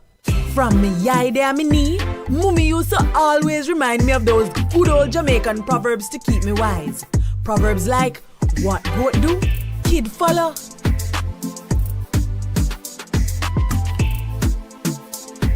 Good friend, better than pocket money. And if you can't catch Quaco, you catch him short. Just like the proverb, Bosco Oats is ingrained in Jamaica. From me eye there me knee, Mummy used to always remind me of those good old Jamaican proverbs to keep me wise. Proverbs like, what goat do, kid follow.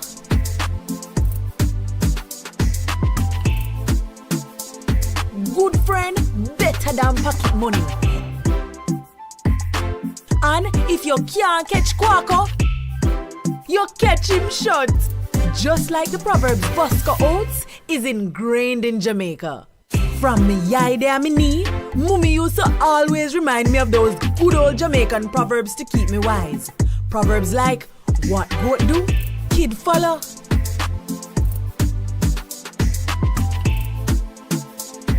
Good friend, better than pocket money. And if you can't catch Quaco, you catch him short. Just like the proverb, Bosco Oats is ingrained in Jamaica. From me eye there me knee, Mummy used to always remind me of those good old Jamaican proverbs to keep me wise. Proverbs like, what goat do, kid follow.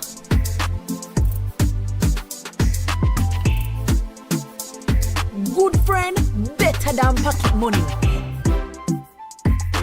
And if you can't catch Quaco, you catch him short. Just like the proverb, Bosco Oats is ingrained in Jamaica. From me eye there me knee, Mummy used to always remind me of those good old Jamaican proverbs to keep me wise. Proverbs like, what goat do, kid follow.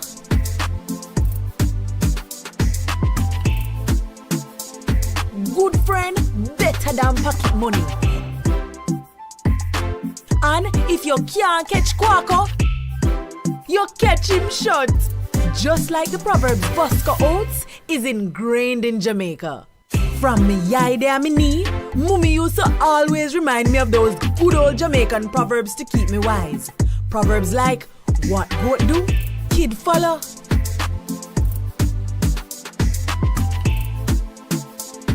Good friend, better than pocket money. And if you can't catch Quaco, you catch him short. Just like the proverb, Bosco Oats is ingrained in Jamaica. From me eye there me knee, Mummy used to always remind me of those good old Jamaican proverbs to keep me wise. Proverbs like, what goat do, kid follow.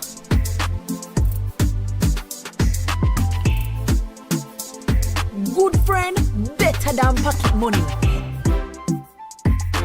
And if you can't catch Quaco, you catch him short.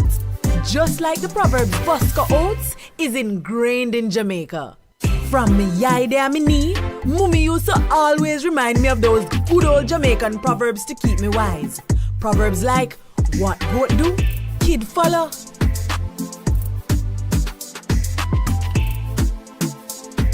Good friend, better than pocket money.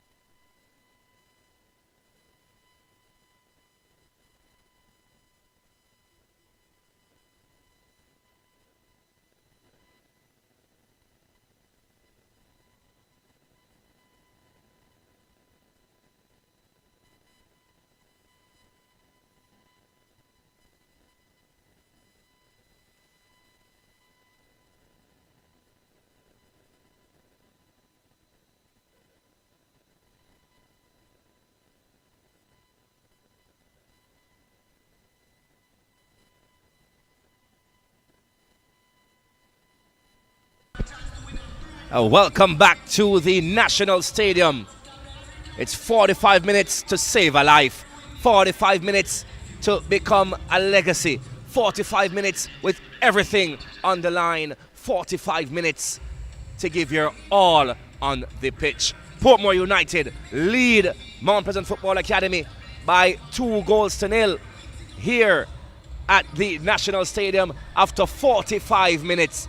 Mount Pleasant Football Academy, they are behind by just 1 goal. They need to come back into this one as a change is made immediately by Rudolph Austin.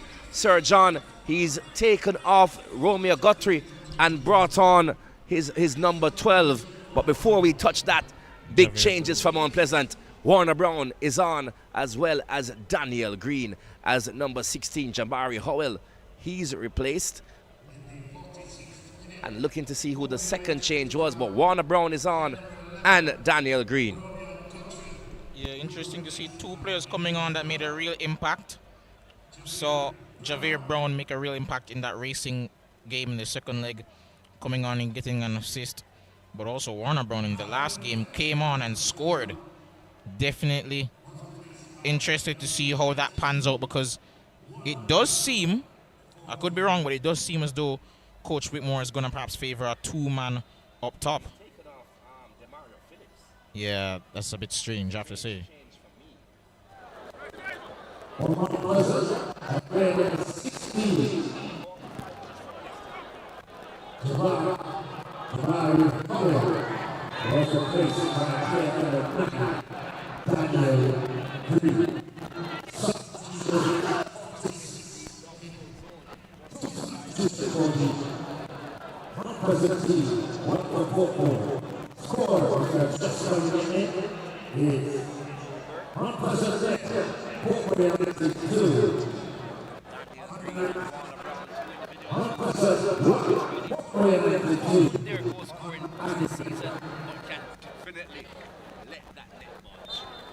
Most definitely, both of them having 6 apiece on the season, and I have to say, Daniel Green, we know of his quality in the past. As you mentioned before, not necessarily the greatest of form, but he can turn a game in the blink of an eye with his ability.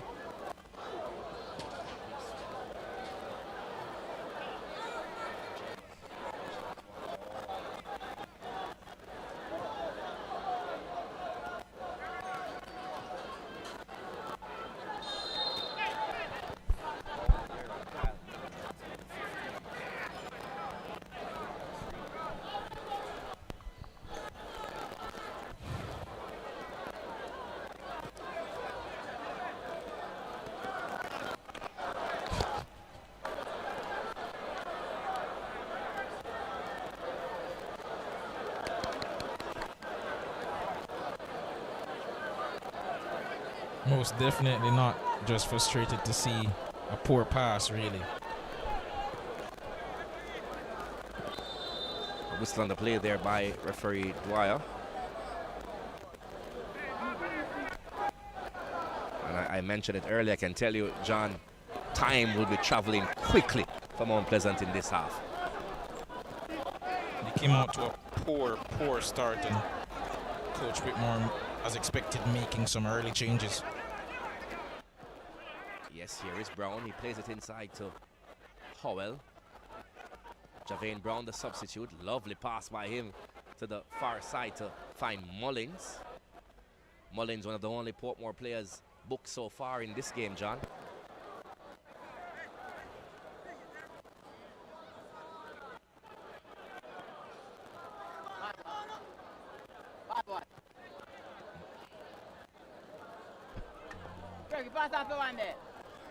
Yet to see Coach Whitmore in the technical area. Coach Ferguson has not touched his seat since the start by Portmore. Mount Pleasant able to come away with it. Given away though by Jashawn Anglin to Ronaldo Robinson. He tries to break through the lines of Mount Pleasant.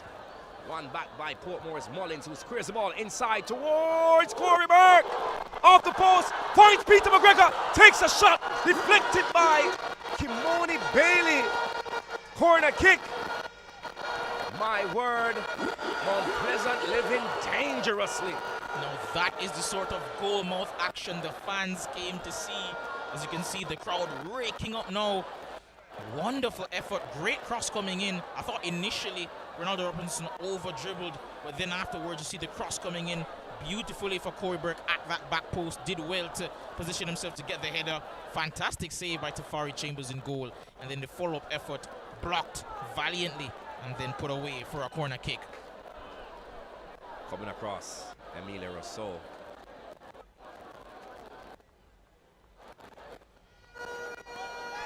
Only 3 up in the area for Portmore. Swung inside by Rousseau. The heads go up! My word, how did that miss? Peter McGregor. Just atop the 6-yard area. Got in front of his defender. And somehow, I think the goal shrinked or shrunk a while ago. I'm not sure, John. I'll have to see that again. I'm not sure how that did not end up in the back of the net. Yeah, I'm not sure either. And as you can see from that reaction, he's not sure. I think if you're Peter McGregor, you have to go down to the nets and check if there's a hole there, because wow. Portmore still on top of Mount Pleasant, not giving them a chance to settle.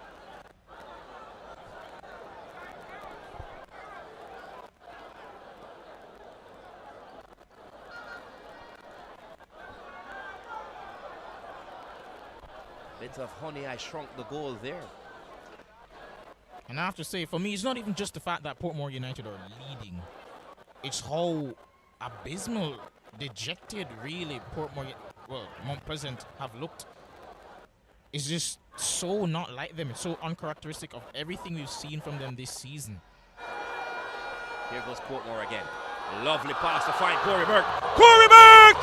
What a save by Tafari Chambers. That should have been a goal, but the goalkeeper is there for a reason. Here's Marcus Reed. Still Marcus Reed. Looks to play the ball inside. He does. Only as far as Ximines. Ronaldo Robinson gets the cut and turn. Still Robinson tries to get through the Mount Pleasant line. Raheem Edwards. He now ventures into the promised land. Still Raheem Edwards. Edwards! No! You'd have bet your house, your car, your land, everything on that one. Puts the ball wide, and now the game is exactly what it should be, a semi-final. End-to-end action here. Lovely pass, I believe, from Marcus Reed. Through to Corey Burke. Had a fantastic effort, and perhaps he could have gone for goal a bit earlier. Allowed Tafari Chambers to get in position and make himself big, making that save, and then straight up the other end, Raheem Edwards going alone, went past 2, got past Nicoy Gale there, and I have to say, in the end, he's a striker, so I understand that mentality, but a bit of a selfish decision not to pass to your fellow strike partner there in Warner Brown. Lovely bits of skill there from the captain, Ramon Howell. And here goes Portmore again. Seem to be breaking these lines of Mount Pleasant so easily. Portmore United. And just like that, John, 5 minutes have already elapsed in the second half. We wondered if Portmore United went in front, what they'd do, what would the approach be? And so far it has been to go for more. Really very different approach from what we've seen from them all season, but it's been working, and they really could be more than 2 goals up. Could be 3 or 4. To beat the best attacking team, you have to attack. You have to take them out of their comfort zone. Mount Pleasant would have been accustomed to, for the entire season, teams playing them with that mid-block, that low block. Now, they're against a team who's attacking them with no fear. Here is Peter McGregor, drives inside, plays the ball inside, booted away by Fitzroy Cummins. Again, it's that 2-man tandem up top, doing the damage once more. Getting that lovely ball over the top, and in the end, forcing a corner kick. Portmore United have a chance here to get the 3rd goal. We remind you tonight, Jamaica Premier League playoff presentation proudly brought to you by Ray & Nephew, the title sponsors. And Visit Jamaica, bringing the spirit of Jamaica to the world. And as we carry this game to you live across the globe, here is Daniel Green. Plays the ball inside to Edwards, who now lays it off to Alex Marshall, who takes a shot. How Marshall would love to score against his old team, Portmore United, but on this occasion it was not to be. And I think, John, that at some point Rudolph Austin must think a little bit more safety than aggression. I can hear that, but in the end, it's only a 2-1 lead in the end on aggregate. It's only a goal. They would want to wrap this up. The numbers are in the box for Mount Pleasant. 6 white shirts lurking around to get on the end of this one. Ball swung towards the far post. The heads go up. Portmore come away with it. It's McGregor who boots it clear. Tafari Chambers miles out of his 18-yard area.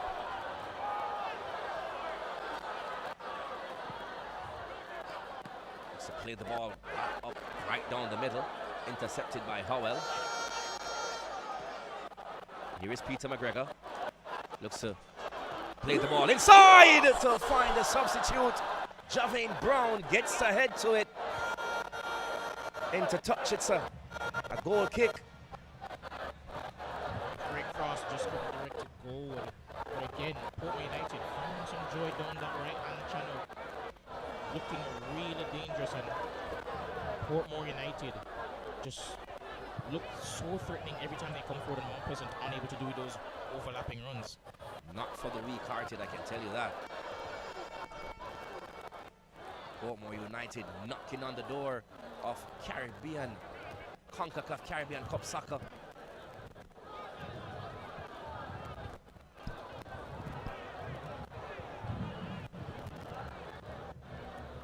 Play their home games at the Ferdanita Park. Must say a lovely facility, even better since the addition of Kentech as one of their partners. But here is Jashawn Anglin, a shot by him. Had goalkeeper Russell a little bit concerned. Over the bar, however.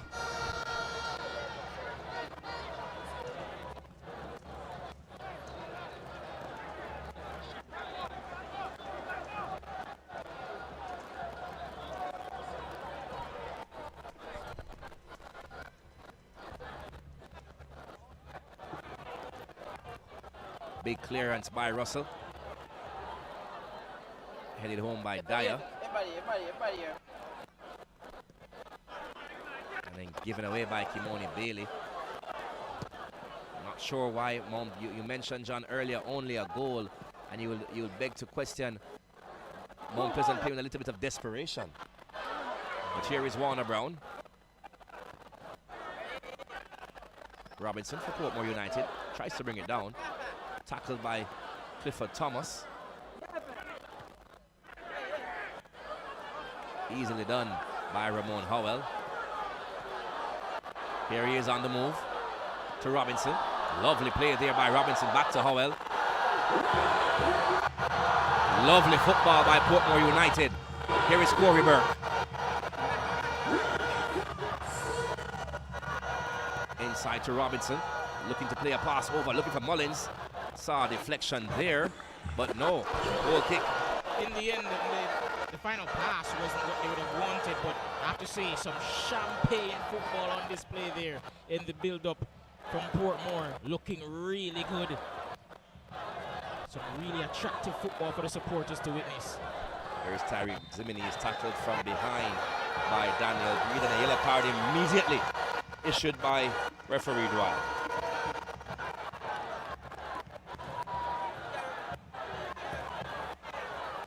I think John Portmore needs to, I know they're looking for that goal, but they need to find a way to settle down the game a bit and to somewhat frustrate Mount Pleasant. I do understand looking for that insurance policy. To be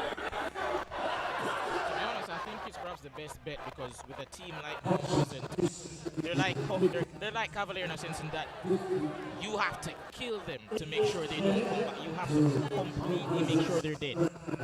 You can't take any chances with them, and I think that's what they're trying to do. They're just trying to go for the throat. And I think if they do get that third goal, they'll perhaps be inclined to just sit back for the rest of the game. Well, they did it against the run of play in the under-18 competition just 2 weeks ago. This time around, it's not against the run of play, a very even matchup between these two. And here is Kimoni Bailey as he advances into the penalty area of Portmore, loses out. Able to win it back though with Kimoni Bailey. Ball played inside to Daniel Green.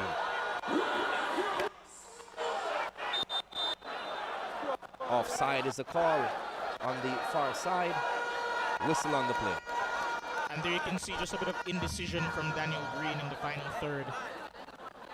In my opinion, perhaps should have gone for just going inside and taking the shot instead of trying to go down that byline right there. He had a bit of space. And I think that's one of the things that actually Rudolph Austin touched on in the pre-game show. He just wanted to see his players display a bit more belief in the final third. And I think that's what they've done. That's been one of the key differences as well between the two teams. Problems for Portmore. Corey Burke is down. Not seeming too promising right now for the veteran. We can see Rudolph Austin summoning Jaheim Rose immediately. And this might be a forced change, but a change that he would have wanted to make nonetheless. Most definitely. We saw Ramon Howell already with a bit of an injury bug, but it does seem it's Burke who's perhaps going to have to make way. I would be surprised, however, that he's gone for Jaheim Rose over former or second in command Siegel Knight. Perhaps just yeah, I'm not particularly sure as to what his thinking may be, but wouldn't bet against him making the right decision considering the game plan has worked out pretty much perfectly thus far. You can see Coach Ferguson speaking also to Krista J. Daly.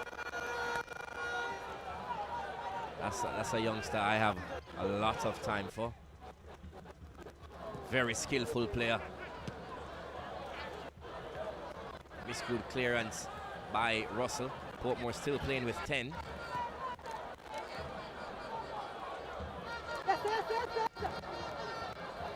But assume that given the attacking changes they've already made, then assume that perhaps we won't be seeing Rafa Interval or maybe Shaquille Bradford. A bit more experience, I guess, but loses out. Here is Raheem Edwards looking to play the ball in to Kyle Ming. Falls back to Edwards! Back of the net! The league's leading goal scorer.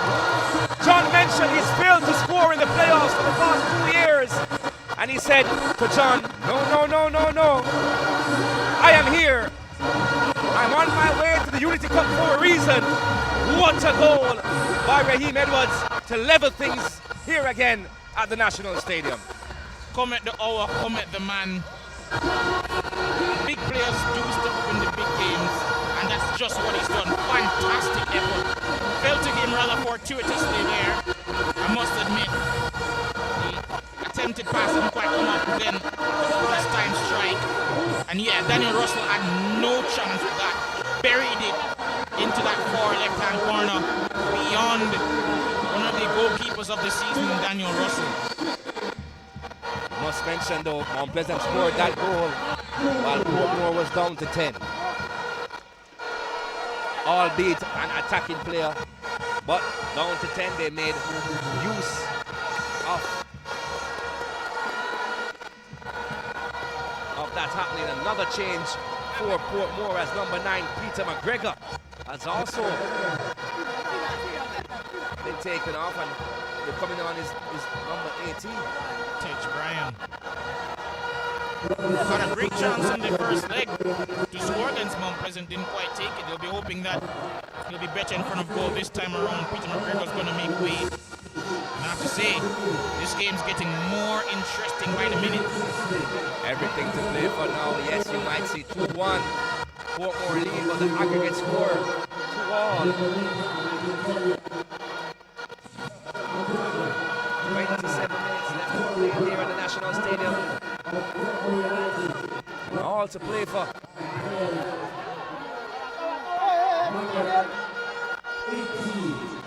And I think one of the key reasons as to why you see that goal going forward as he was driving at the heart of the defense, Edwards had options to his right and to his left. That's something he did not have in the first half. He was pretty much isolated up top all half long. But now in the second half, he has Warner Brown. He has players there coming in, making those runs beyond him.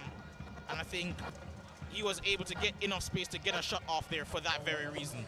I did say, John, that Coach Austin should have taken some time to think about safety more than aggression. Went down a player and still had his lines open. Raheem Edwards took no time to figure a way through. Throw-in taken by Tyreek Ximines. The heads go up. Comes back to Ximines. Rescued clearance by him. Into touch goal kick. You're right to call it a clearance because it couldn't have been across.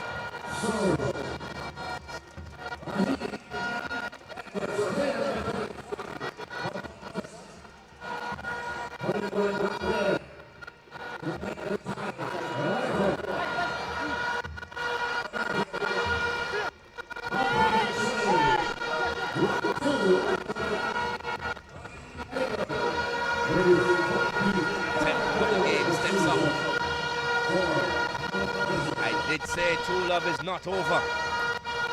The likes of Daniel Green to come.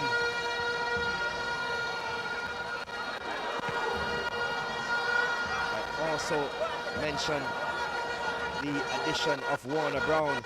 He still has Devontae Campbell, Shaquille Bradford, and Intraval, and Judy on the bench. My word. Those four could start in any Premier League team. Throw-in taken. The heads go up. A shot there. Not sure who took that one. It ripples the side of the net. And now we have an extremely interesting game. Extremely interesting contest. You made an interesting point there.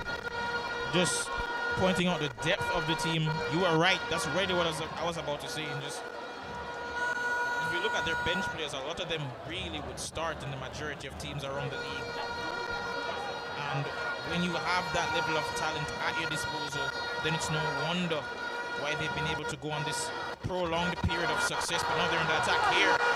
Here's Daniel Green. Plays the ball inside. Raheem Edwards puts the ball onto the left foot. Plays the ball inside. Not ready for that ball was Warner Brown. Booted clear by Daniel Russell. Headed home by Kyle Ming to Tafari Chambers.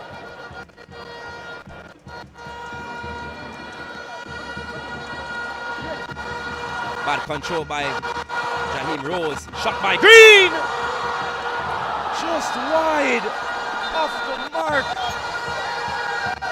Offside flag was up. Might take some of the shame out the eye of Warner Brown. But not sure how you missed from there, John. Yeah, his leg, I believe, was sitting in a bit of an awkward position. But nonetheless, after that rebound, you should be getting that at the very least on target. If it's cleared off the line, then so be it. But yeah, not the greatest attempt there from Warner Brown.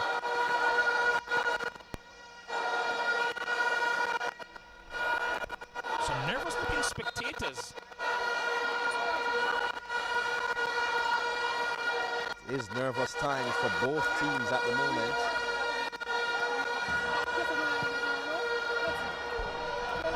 Booted up by Daniel Russell. Tafari Chambers comes and claims it.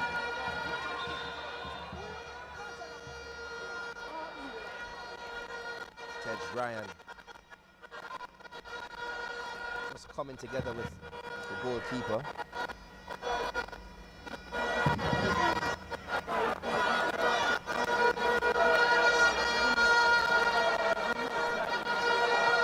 And present with control given away.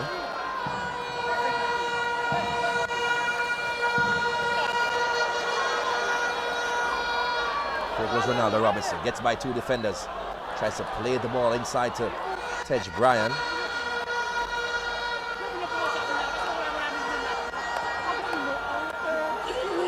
Change coming from Mount Pleasant again. Here comes the man who is just back from FC, is it Monk? The team in Belgium. He replaces Alex Marshall, Devontae Campbell.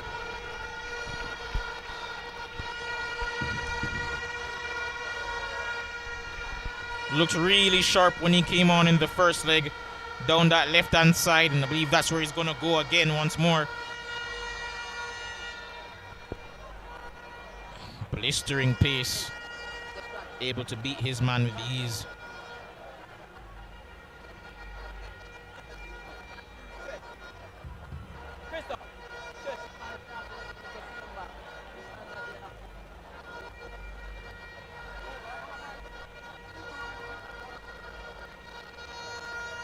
Who will get that next goal? That all-important next goal. We're in the 70th minute. Deadlocked 2-2 on aggregate.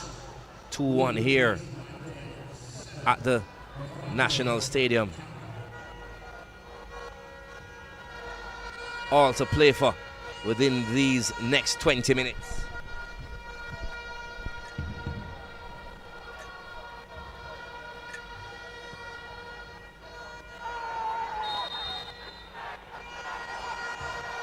Whistle on the player. Hard tackle there by Tyreek Ximines.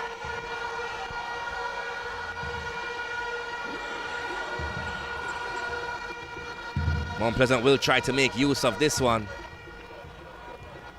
Great ball out wide there, and you see Green got the better of Ximines, who is protesting the decision, but nevertheless, with 19 minutes to go, they're forced to defend now a set piece. They'll be hoping, Portmore, that they can, at the very least, defend right here and maybe spring a counter-attack. Green takes the free kick now. Two-man wall.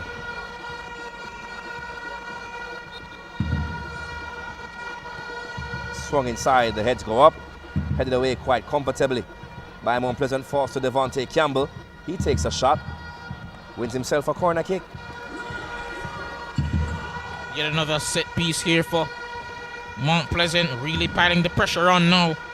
For much of this game, they've been on the back foot, but now it's their time to apply pressure. And we mentioned before that given the games that Portmore have had to play, the number of them, perhaps fatigue would play a part here, and maybe that's why we've seen, along with the tactical changes, of course, maybe that's why we've seen Mount Pleasant now in the ascendancy.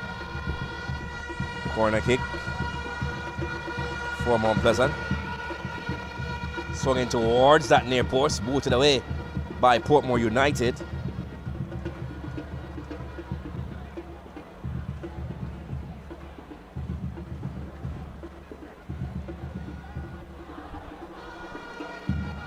Towards the goal line, booted away again by Portmore, and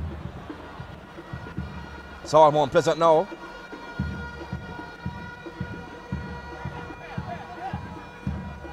I mentioned the club that Devontae Campbell was at, it's RAEC Mons. They have a key interest in this Mount Pleasant Football Academy team. Substitutions coming in for Portmore United now. I was waiting when I was going to see this number 19, Dustin Cohen.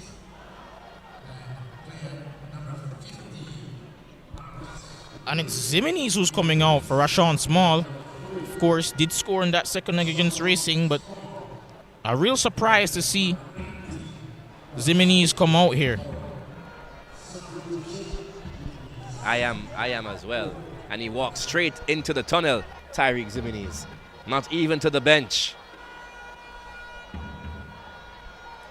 Here is Ronaldo Robinson.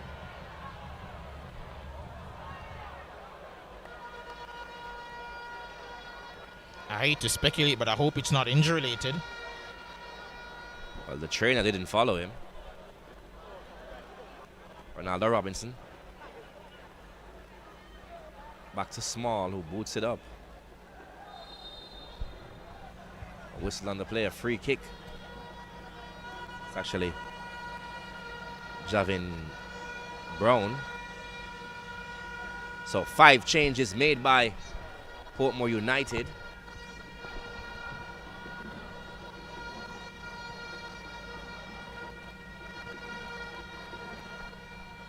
Only 3 made so far by Mount Pleasant.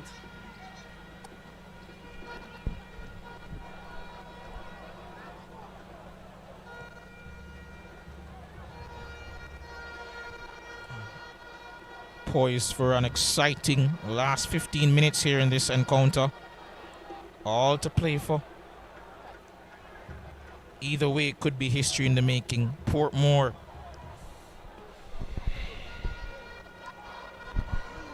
still living dangerously is Portmore. The next goal in this one, very important. 15 minutes remain on the clock. We could be heading to extra time, which is why I even find more surprising that change for Tyreek Ximines. Dustin Cohen still looking for his first touch. Whistle on the play.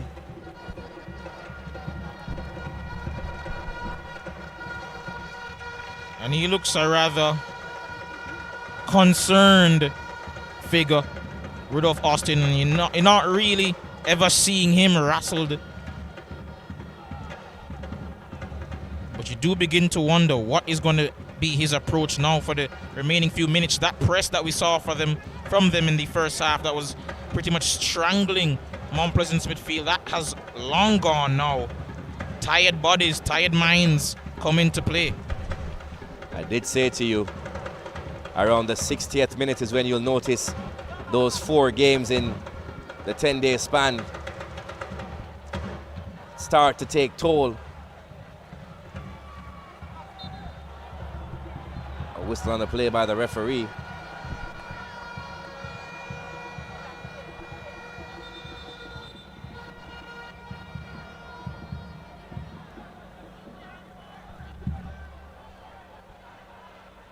Free kick for Mount Pleasant.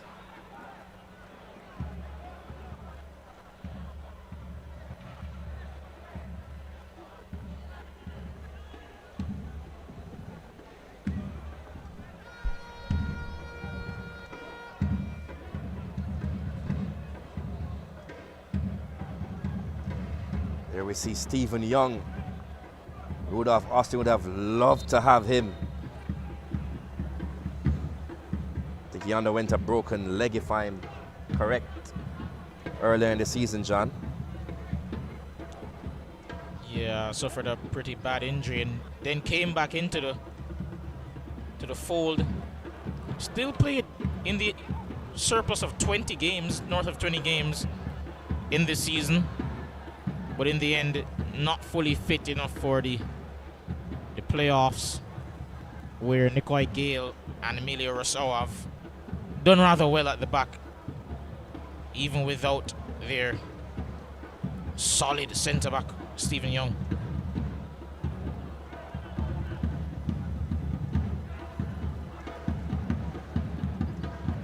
Here is Ronaldo Robinson.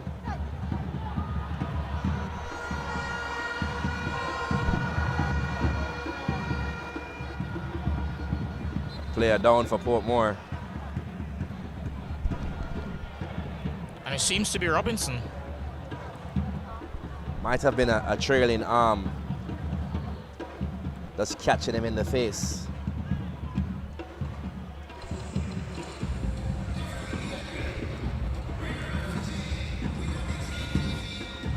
And as I mentioned before, either way for either team, it would be history in the making. Mount Pleasant would become just the third team in history to make 4 consecutive finals. Of course, Portmore being the last team to do so from 2016, 17, 18, and then 19, their last final, which of course they won back-to-back titles. As for Portmore themselves, it give them the chance to get an unprecedented 8th title. Of course, they've already won the most in league history with 7. But it does seem that it could spell the end of an era should Portmore win, because for the last 3 years, of course, it has been Cavalier and Mount Pleasant battling out for supremacy in Jamaican football. And based on the results from either semi-final tonight, we could see an end to that, or at least for this year. Well, I can tell you it has not been the best for Mount Pleasant if they head to penalties. They have suffered, I think, about 2 losses, if I'm correct. One in the final, one in the semi-final. To both the Cavalier. They lost both in the final to Cavalier. So, of course, some really nightmarish experiences, as you said before, on penalties, but they'll be hoping it doesn't come to that on this occasion. Just about 10 minutes plus possible added time to go. Ball played over the top. Looking for Brown. Kyle Ming boots the ball into the bleachers.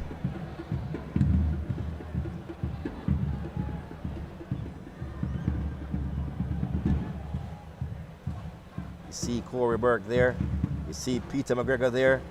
No Tyreek Ximines though. The heads go up. Booted away by Joshawn Anglin.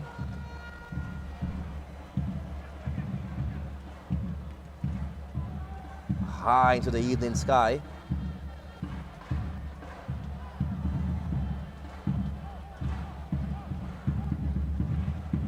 Emilio Rousseau.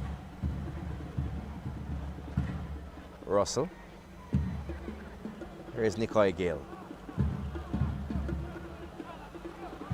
Jaheim Rose in trouble there, gives away possession. Pulls onto the shirt of Joshawn Anglin. Yet to settle into the game is Jaheim Rose.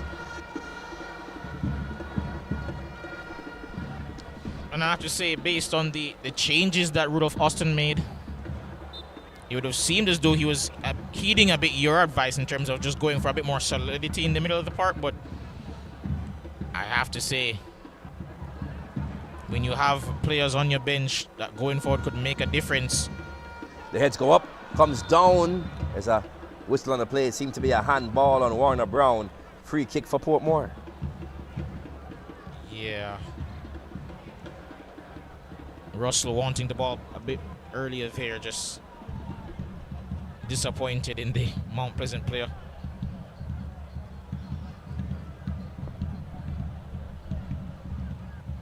Wow. My word. Ramon Howell has been enjoying himself this evening. Here he is again on the move. Looking for some off the ball movements. He finds it with Ronaldo Robinson. Outside pass now to find Small.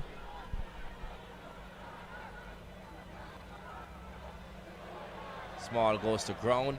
Nothing given by the referee. Throw in for Mount Pleasant. And I can't believe, oh wow. Wow. Beautiful bit of skill there by Howell. We're just touching back to Small. I can't believe he wanted a free kick there.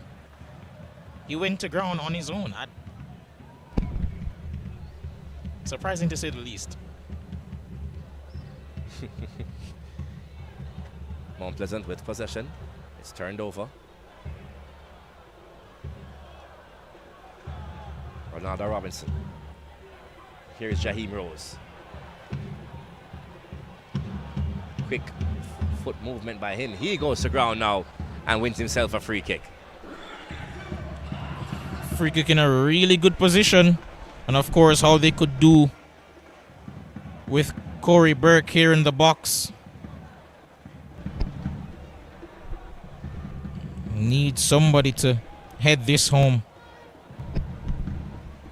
Yes, the team has gotten a much more vertically challenged since the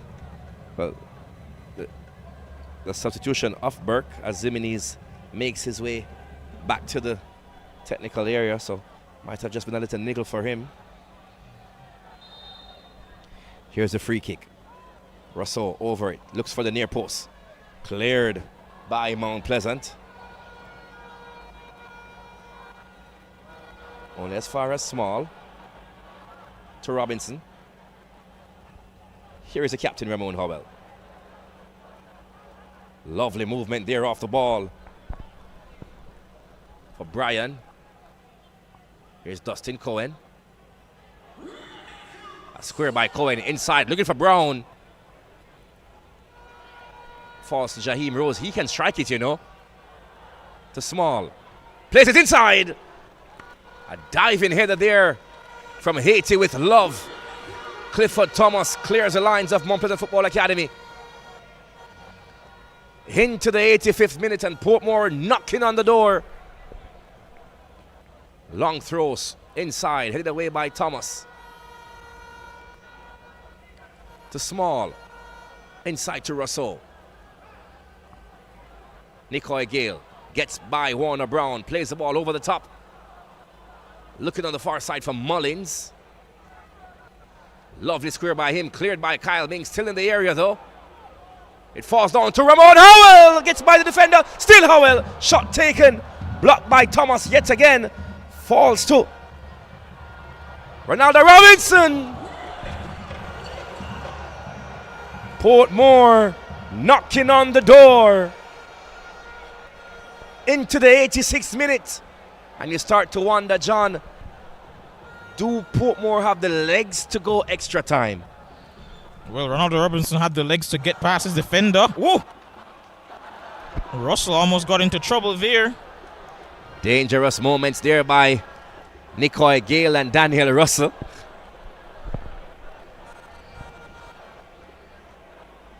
Ryan Edwards almost the man to make them pay. Yet again. Ball played over the top.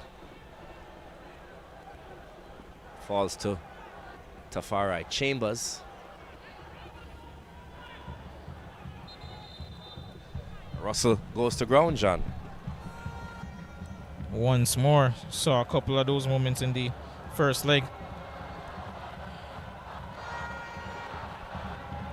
And some of the Portmore players now just coming over to receive some instruction. And I think it's a perfect time for that. As you can see some JFF out in their numbers. Avery Campbell. There's also the Reggae Girls manager, Crystal Walters. Donald Carter in charge of competitions at the JFF, along with FIFA assistant referee Jerome Yi Sing. All out to enjoy the spectacle here at the National Stadium, and what a match it has been. I think this is the time when both teams will be issuing their instructions for the remaining 4 minutes of this game, John. Yeah, it's definitely shaping up to be an exciting few minutes left in this game, and Rudolph Austin just called his team over. Theodore Tupper Whitmore rather called his team over to just give them a bit more, I guess, instructions as the game wanes. Really gonna need his team to dig deep and find that extra gear. As you can see, not quite the full house, but a lot of spectators have come, as I mentioned, from St. Catherine and St. Anne to watch, and they'll be hoping that we have the grand finale that we so richly deserve based on the 2 legs that we've been given from these 2 teams. Final minutes for Raheem Edwards. He is being replaced by the man they call Musa. Shaquille Bradford makes his entrance onto the pitch in the 89th minute. What a story it will be if he could find the back of the net. The legend Coach Whitmore would even add more to his legendary status if his change in the 89th minute could win the game. But it's Portmore with possession.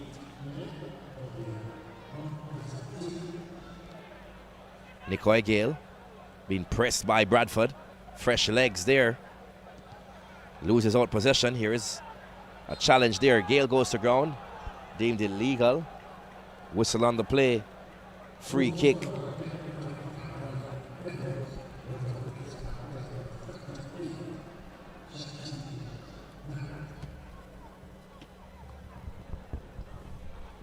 Interesting times.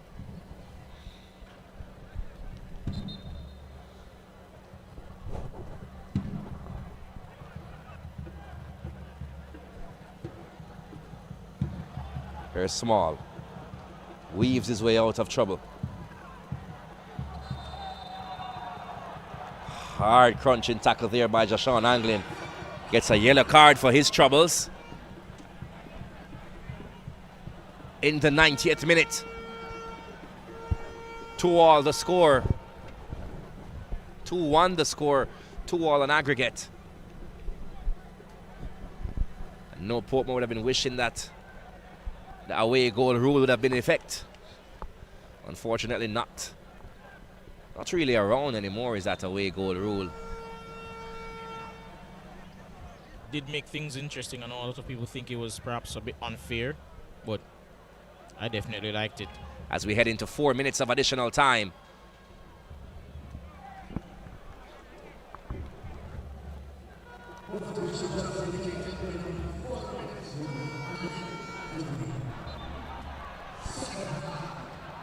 Another fall here for Mount Pleasant.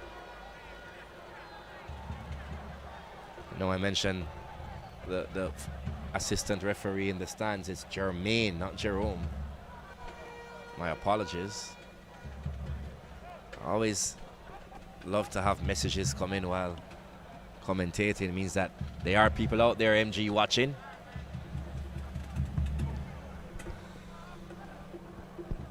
Since the season, I've had messages as far from New York. Booted up by Portmore. Falls to the chest of Brian. Here is Mullins.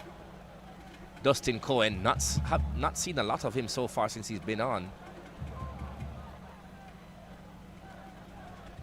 Seen a lot of that one though.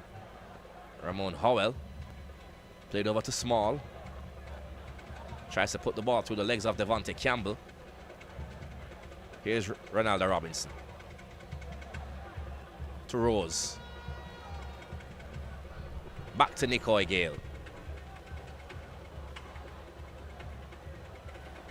To Small. Lovely turn by him.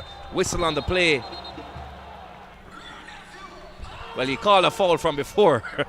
He called a foul from before, so it's a free kick for Portmore.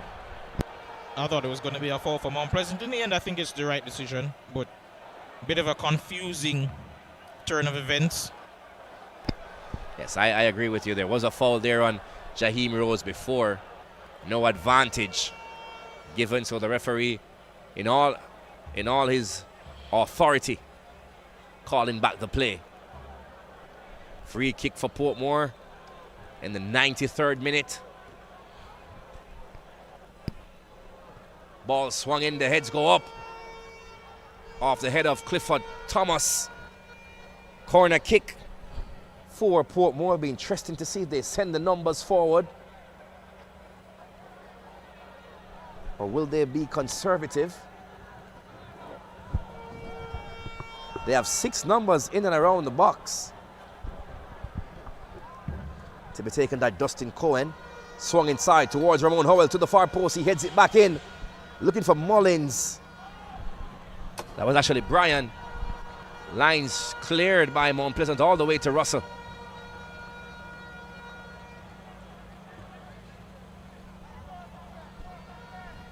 Portmore on the move again. Here is Dustin Cohen, the youngster. Tries to get by one defender. He does. Dribbles past Kyle Ming. Boots the ball inside. Tafari Chambers comes and claims it. Releases immediately, looking for Warner Brown into touch. Throw in. Positive move from Cohen. Perhaps the first real sign of life from him thus far in the game since he's come on, but in the end just needed to look up the youngster before getting the cross in. But nice to see that he's starting to, inject some life into the game, but perhaps with clock winding down a bit too late. Well, we will have another 30 minutes to go as only 10 seconds remain here based on our watch. Extra time beckons here at the National Stadium. There is the final whistle from referee Dwyer. We head to the nail-biting extra time here at the National Stadium. 2-1. Portmore win in the 90. However, the aggregate is 2-2. So join us again in just around 10 minutes as we bring to you extra time here from the National Stadium.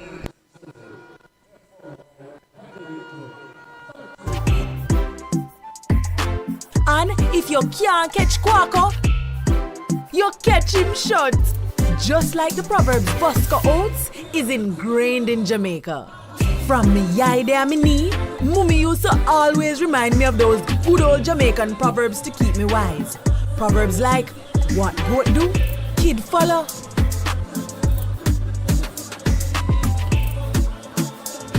Good friend, better than pocket money. And if you can't catch Quaco, you catch him short. Just like the proverb, Bosco Oats is ingrained in Jamaica. From me yai de me knee, Mummy used to always remind me of those good old Jamaican proverbs to keep me wise. Proverbs like, what goat do, kid follow.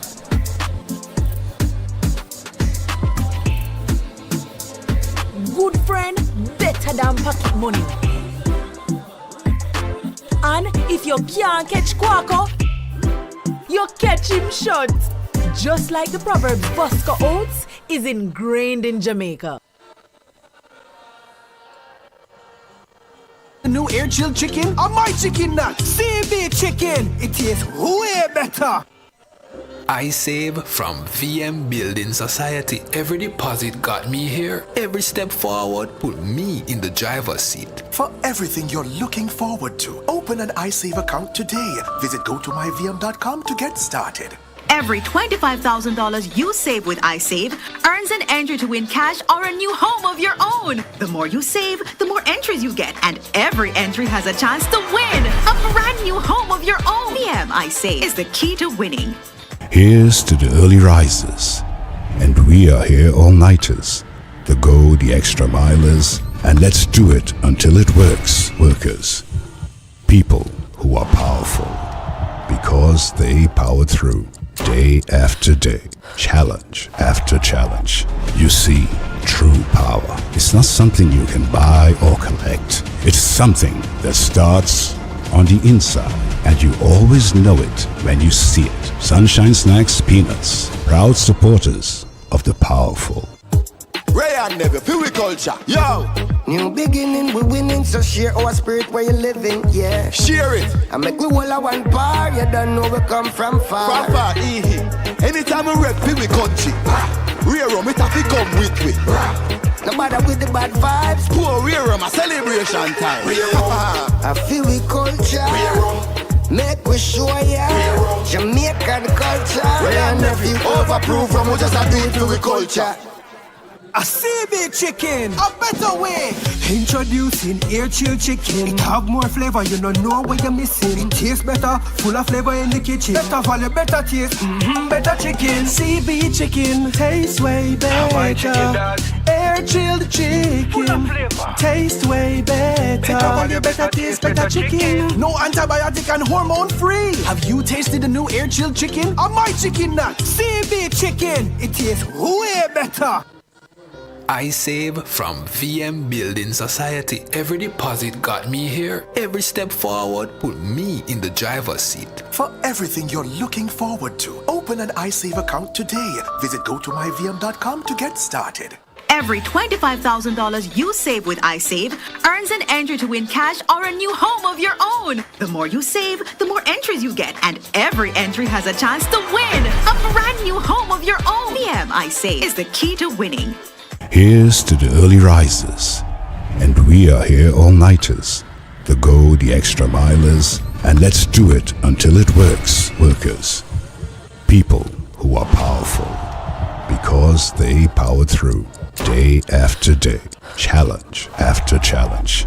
You see, true power is not something you can buy or collect. It's something that starts on the inside, and you always know it when you see it. Sunshine Snacks Peanuts, proud supporters of the powerful.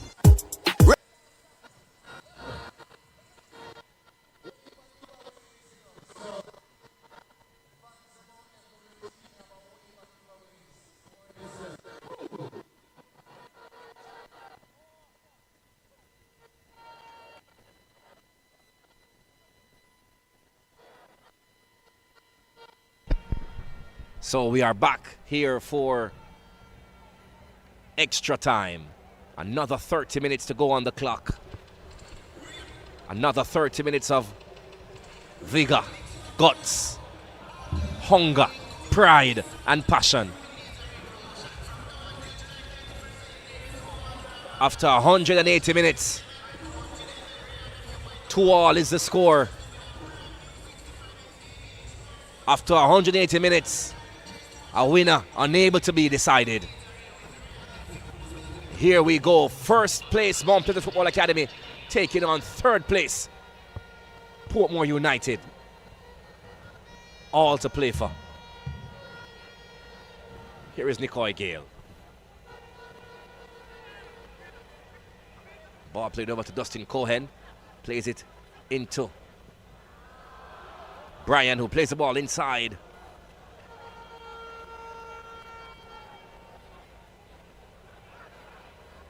Easily won by Mount Pleasant, and Portmore on the run again to Brian. He goes to ground, trying to go through a white wall. There was Brian. Whistle on the play, free kick. Will we see a goal here, or will we be going to penalties?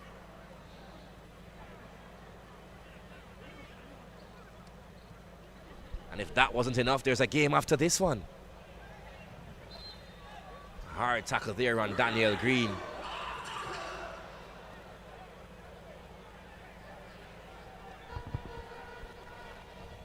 That Moby Cavalier game will really be an interesting one. Really remains to be seen, however, if it'll be a repeat for the fourth year in a row of a Mount Pleasant Cavalier final. Portmore trying to put a stop to that. And I must, well, after this free kick swung in by Kyle Ming, falls to Warner Brown, who tamely passes the ball to Daniel Russell. And I must say a big up to the real big man, Craig Butler, and his client, Leon Bailey, winning the Europa League title earlier today, the first Jamaican to do it.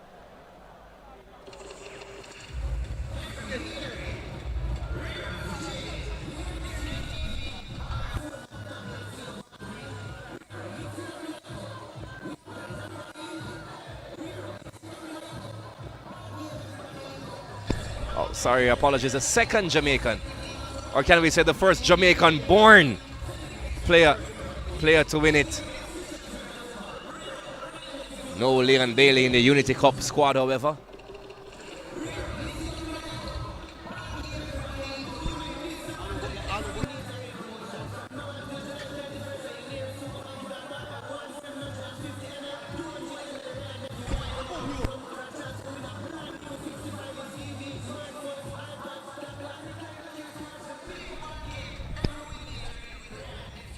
Have to give to Caesar what Caesar is due.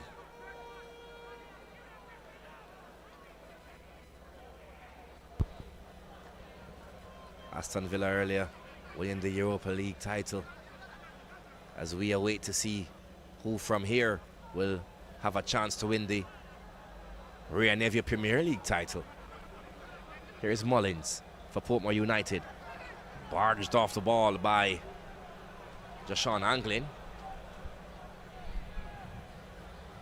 Devontae Campbell.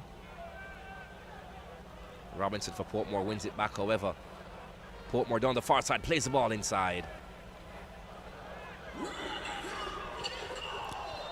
Seems that he's still on the floor here. That's Jaheim Rose.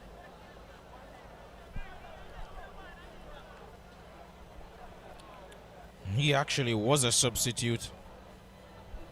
It'd be a shame if he had to be substituted himself, but he makes his way back to his feet here.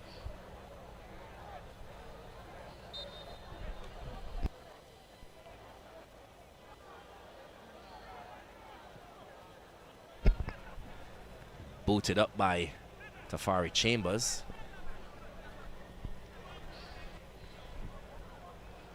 Into touch, a throw in from Mount Pleasant. Into the 5th minute of extra time, first half extra time.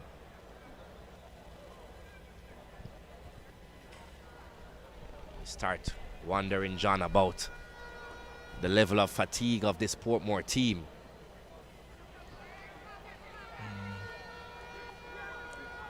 It's definitely been subject of conversation for a lot of this second half, how they'd manage it, and have to say they haven't completely collapsed, only conceded the one, but have looked second best for much of the latter stages of the second half and this extra time period.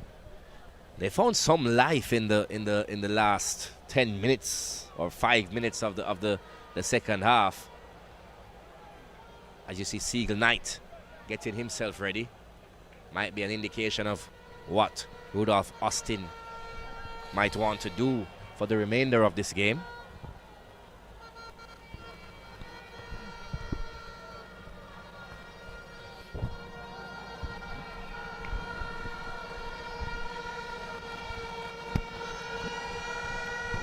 The Mount Pleasant fans are up. Heads go in. Cleared by Portmore.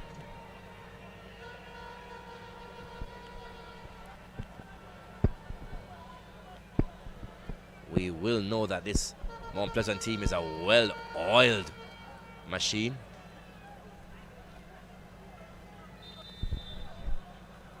Whistle on the play there, fouled by Joshawn Anglin. Well, it seems the foul going in the other direction. Dustin Cohen, the culprit.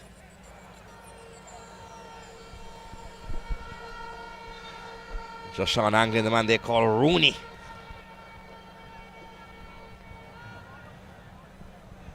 Never really wondered why he got that name. Wayne Rooney, former Manchester United legend, had a knack for scoring goals. was back when Man U were in their prime. I believe the last time they won the Premier League title, Blackberry was in style.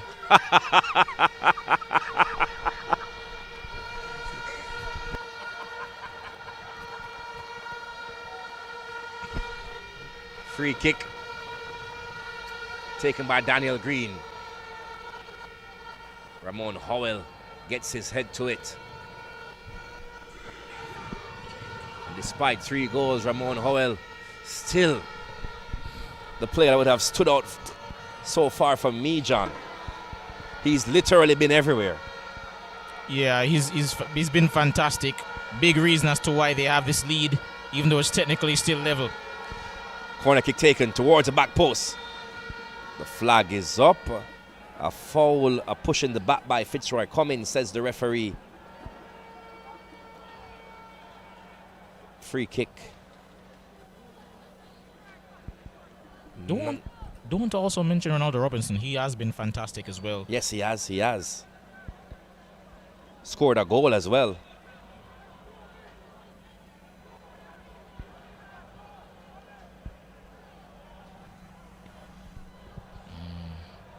If you look to the Mount Pleasant side, you think about Joshawn Anglin,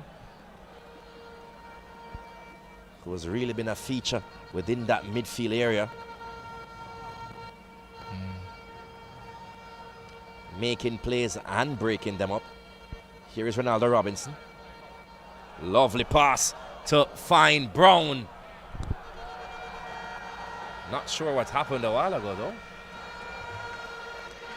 Seemed, at least from my vantage point, as though maybe Chambers would have crossed the line, but nevertheless he's kept it in play. Mount Pleasant around the attack here. Here is Daniel Green. Plays a pass to Devontae Campbell. Shot taken by Devontae Campbell.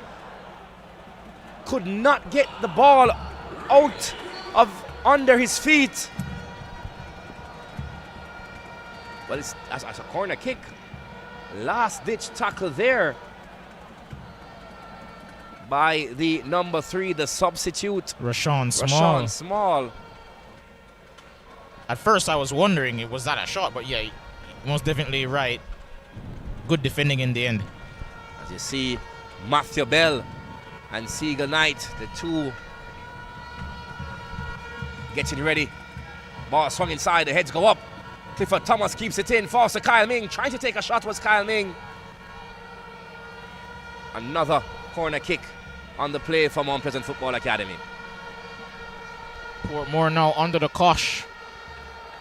A bit of role reversal here. Now they're the ones having to do a bit of defending, and gonna have to defend this set piece from Kimoni Bailey.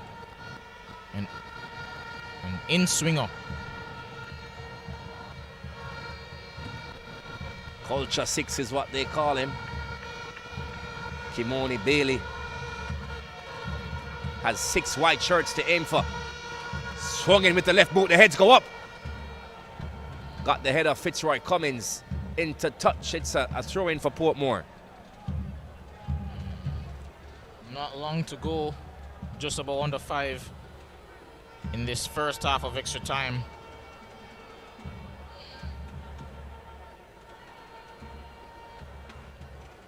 And Portmore United perhaps would be the more contented of both sides to force this to penalties, or maybe they're just biding their time until they can strike. Well, for most of this first half of extra time, Mount Pleasant have lived in the Portmore United half. Ball booted up by Mount Pleasant into touch. It's a throw.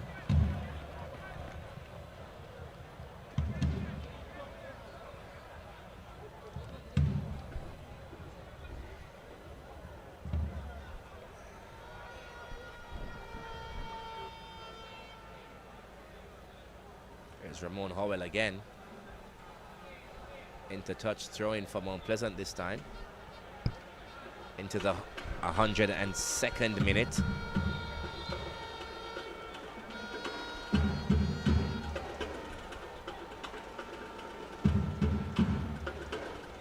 Anglin to Ming.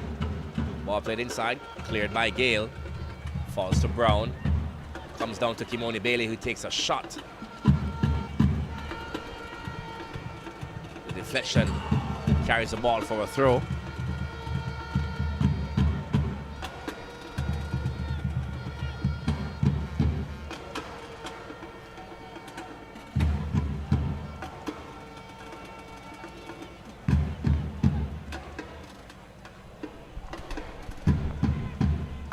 Here's Anglin. Kyle Ming.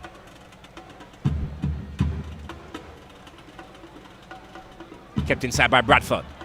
Warner Brown. Back to Ming. Plays the ball into the area. That troubled Daniel Russell a bit. Into touch. Goal kick. Somehow kept that play alive. Did well. And eventually Brown found Ming with a crosshand. It's a really good effort, but no one able to meet it.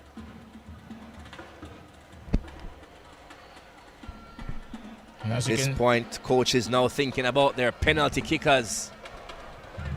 Goalkeeper coaches will be watching tapes.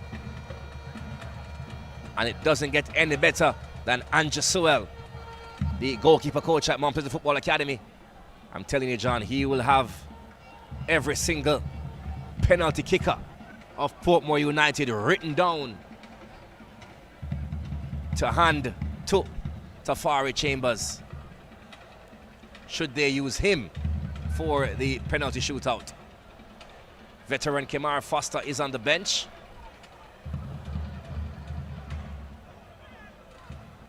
Here is Tafari Chambers, however. Ball swung up.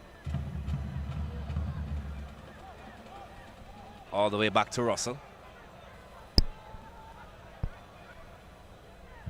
As we venture into the 105th minute. Portmore still with possession.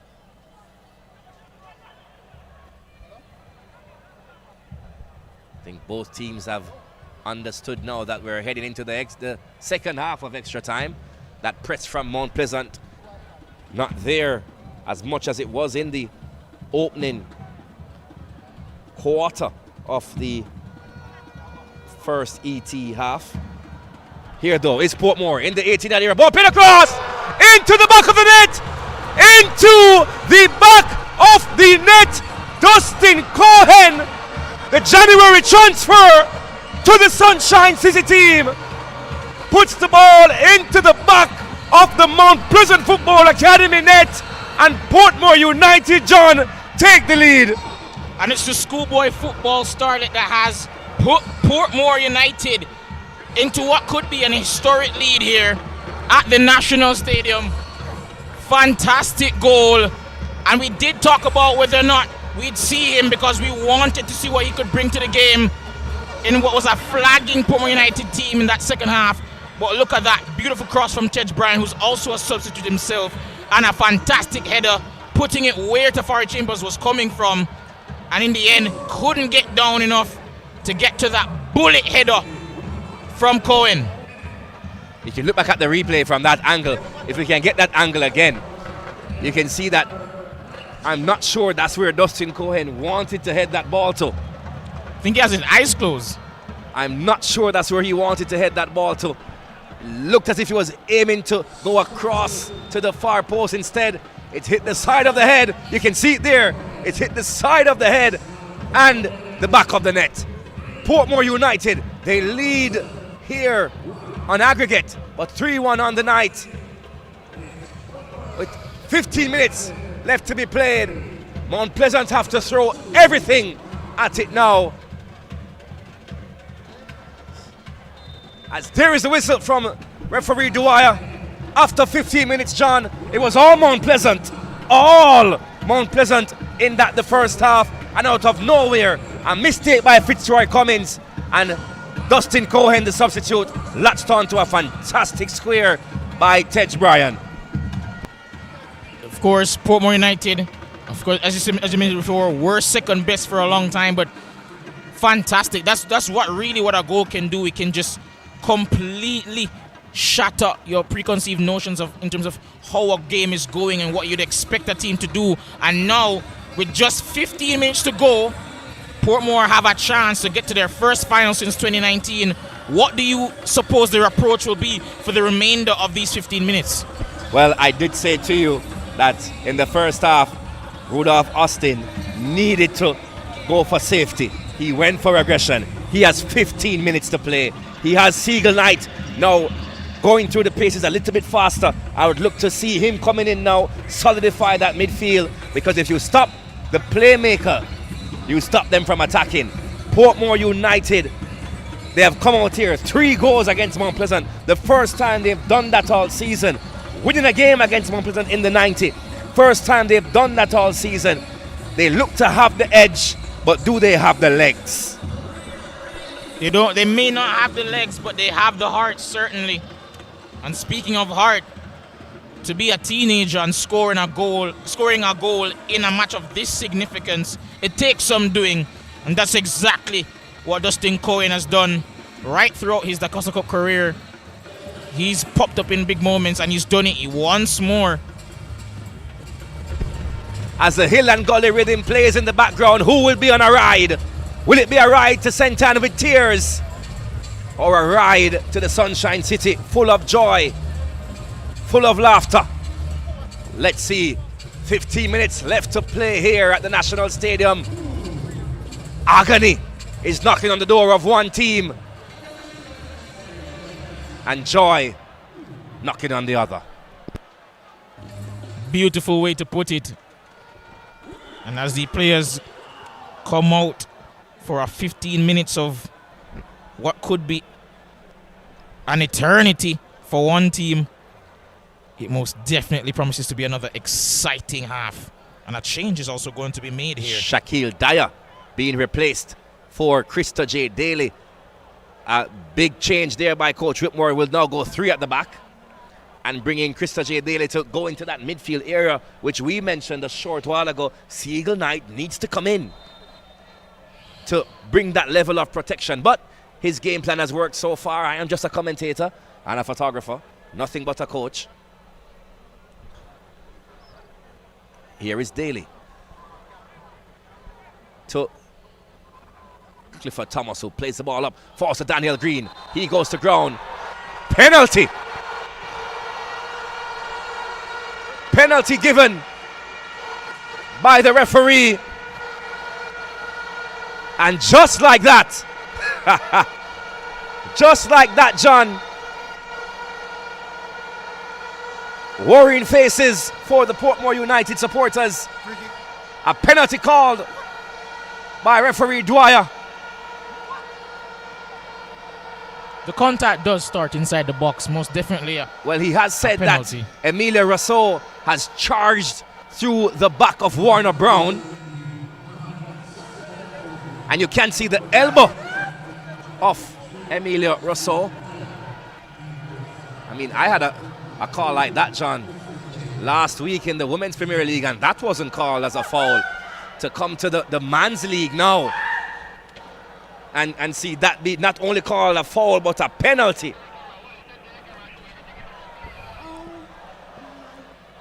And this very well could be a defining moment, not just in this game, but for the season at large for Mount Pleasant. We saw them miss a penalty in the aforementioned under-18 game, and it come back to haunt them. Could they do the same very thing here? Well, Jashawn Anglin has the entire St. Anne on his back. Daniel Russell has the Sunshine City in his hands. And if you're back in Sunday school, he's got the whole world in his hands. Can he find some supernatural power to save this one? There's a whistle of Dwyer. Anglin steps up. Russell on the line. Here's Anglin. Kicks towards the goal. Just beating the outstretched arms of Daniel Russell. And if that's a kick to go on, going towards the penalty shootout, that was a brilliantly taken spot kick by Jashawn Anglin. Have to say, and again, John, all to play for. Have to say kudos to Daniel Russell for diving the right way, and also He did get there with some at the right height. It wasn't a comfortable height, but in the end, couldn't get there quick enough. Really good strike to put that into the far corner. Fantastic kick by Jashawn Anglin. I mentioned they called him Rooney before, and if that's anything to go by, I can see why. My word.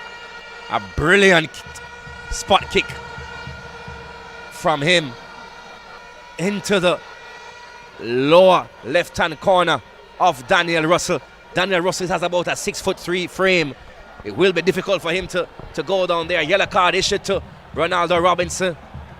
Not happy or pleased at all with that decision by the referee.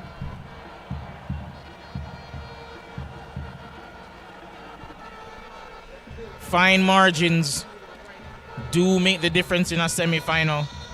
The flag is up here on the near side. The referee has been summoned.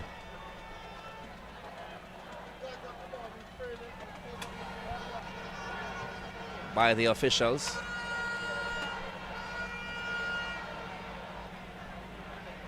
Here comes a red card issued to a member of the coaching staff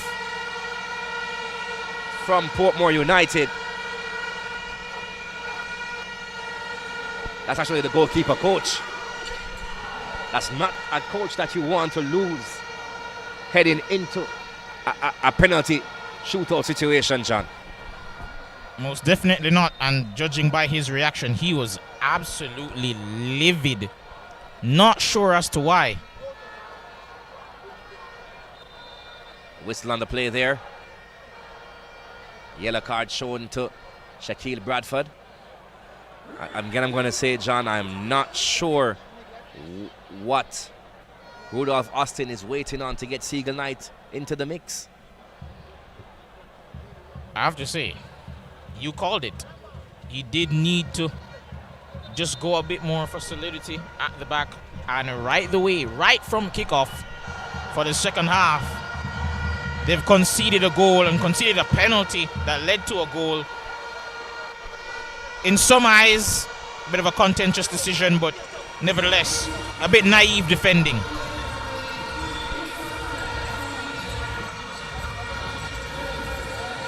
Three all in aggregate here at the National Stadium.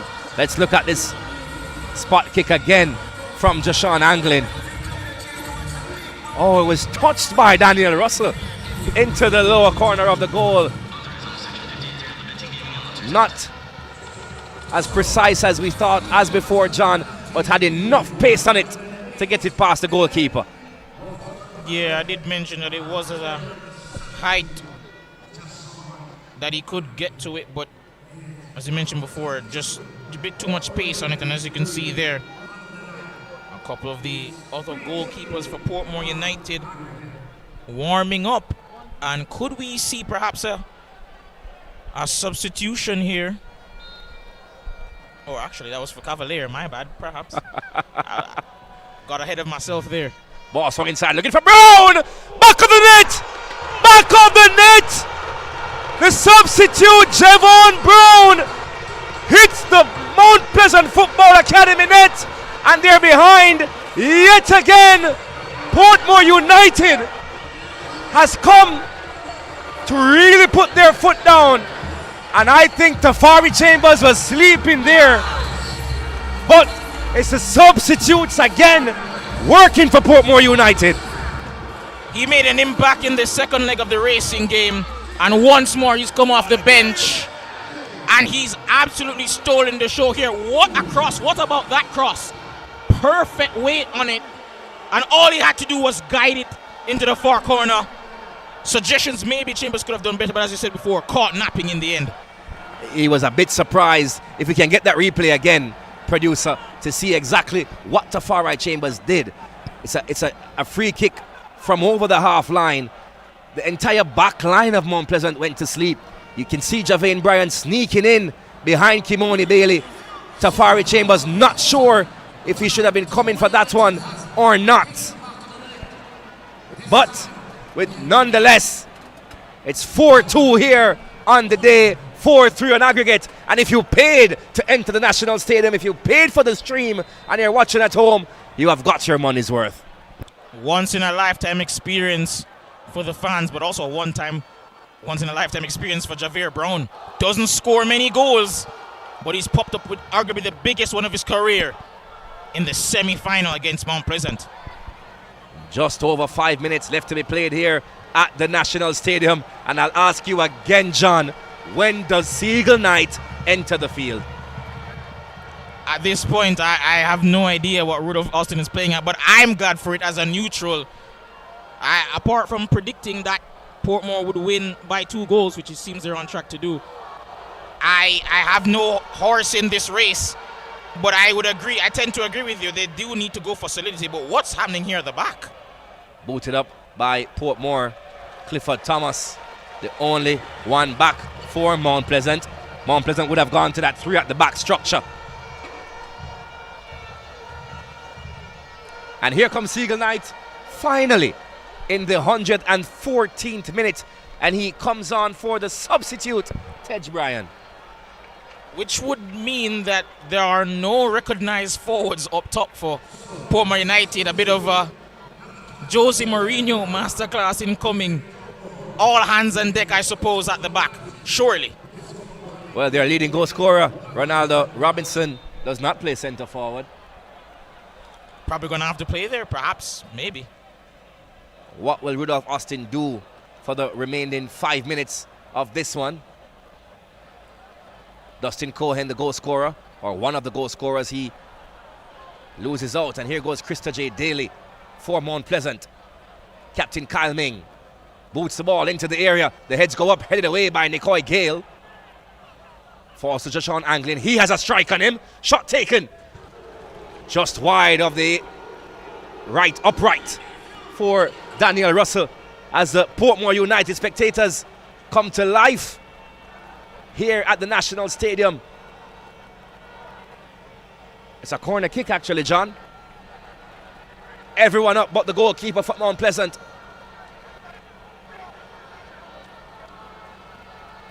The square comes to the near post, heads go up! Headed away by Dustin Cohen. All the way home to Tafari Chambers, who is just around 10 yards away from the center circle. Here is Daly.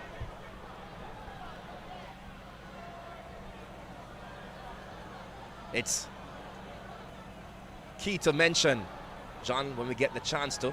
Here is Krista J. Daly. He can take the backs of many. Plays the ball inside to Bradford. He goes to ground. A shot there to goal. Cleared off the line again. A handball in the play. Portmore United get to fight another day. They say a cat has 9 lives, but Portmore seem to have more than that, because how they've escaped there, only God knows. It seemed for all the world that was about to go in, and somehow Krista J. Daly is not on the score sheet. Portmore United remain unscathed.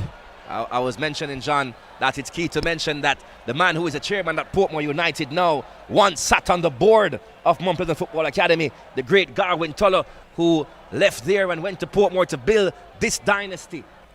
Will tonight be his night when you get to beat your former employer?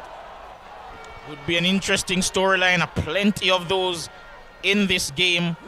So many historical markers at stake here for both teams, as we've mentioned many times before. But here Portmore still on the attack with Robinson. Robinson looks to play the ball inside. A boot there by Fitzroy Cummins, diverting the ball into the grass of Tafari Chambers. But here is Portmore again, coming down the left-hand side is Mullins. There is a Portmore player down. The ball goes into touch. Goal kick from Mount Pleasant Football Academy. As I look around, that's not Dustin Cohen. That is the goal scorer, Javier Brown. Being assisted by the man in the middle.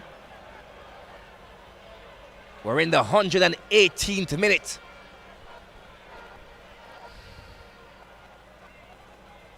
Very big result here for Portmore if they can grab this one. Not only do they book their spot to the final, but they book their spot to the CONCACAF Caribbean Cup. Here is Devontae Campbell coming across. Ramon Howell to Small, who boots the ball clear. The crowd saying out there. And at this point, anywhere will do for them. They've traveled far to see their team book their spot in the final. And I have to say, at this point, whatever it takes, they just want to get that win. I must say, John, this has been one of the most exciting matches I've watched in quite some time. Here is Mount Pleasant again. To Devontae Campbell, plays the ball inside towards the far post. Krista J. Daly brings it down. Looks to play the ball inside, finds Fitzroy Cummins! We saw the net shake, but that's behind. And Portmore will definitely look to slow the game down now. We thought we were given a treat here in the first leg. But as you can see there, on top of the already expanding amounts of drama and entertainment, there another controversial decision, perhaps not to us. That could have gone either way. If we really can could see have. that replay again, It really my could producer, have. the tackle by Daniel Russell. This could have gone either way. He was late on possession. He thought he had the ball within his grasp. You can see Kyle Ming lurking there, and that to me could have been called by the referee. You would not have been upset if that was called against you. Has to be more careful there. We do know he has an error in him at times, Daniel Russell. Will need to be solid with just under a minute to go. Ball swung inside, Daniel Russell. Killing the clock now, John. We're into the 120th minute. Clifford Thomas heads it back to Tafari Chambers. I'm surprised Portmore have legs still. Their fourth game in 10 days. That's a lot of miles, lot of wearing on tires there, John. However, Mount Pleasant, they're still knocking on the door. Here is Krista J. Daly, looks to take a shot with the left boot. Just wide of the target as 3 minutes of additional time left to be played here. And it's only 3 minutes, but trust me, in footballing terms, that's going to feel like an eternity for Portmore. They'll just want the full-time whistle immediately. You mentioned how are they still running. I think it's just pure adrenaline at this point. You mentioned an eternity. It's right now the rabbit against the turtle, because that time is speeding off the clock for Mount Pleasant. They can't, the fans can't get enough of it, and neither can we.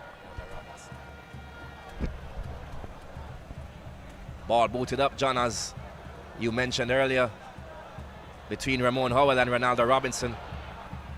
Man of the match going to Ronaldo Robinson. Here he is again with a fantastic pass to Javane Brown,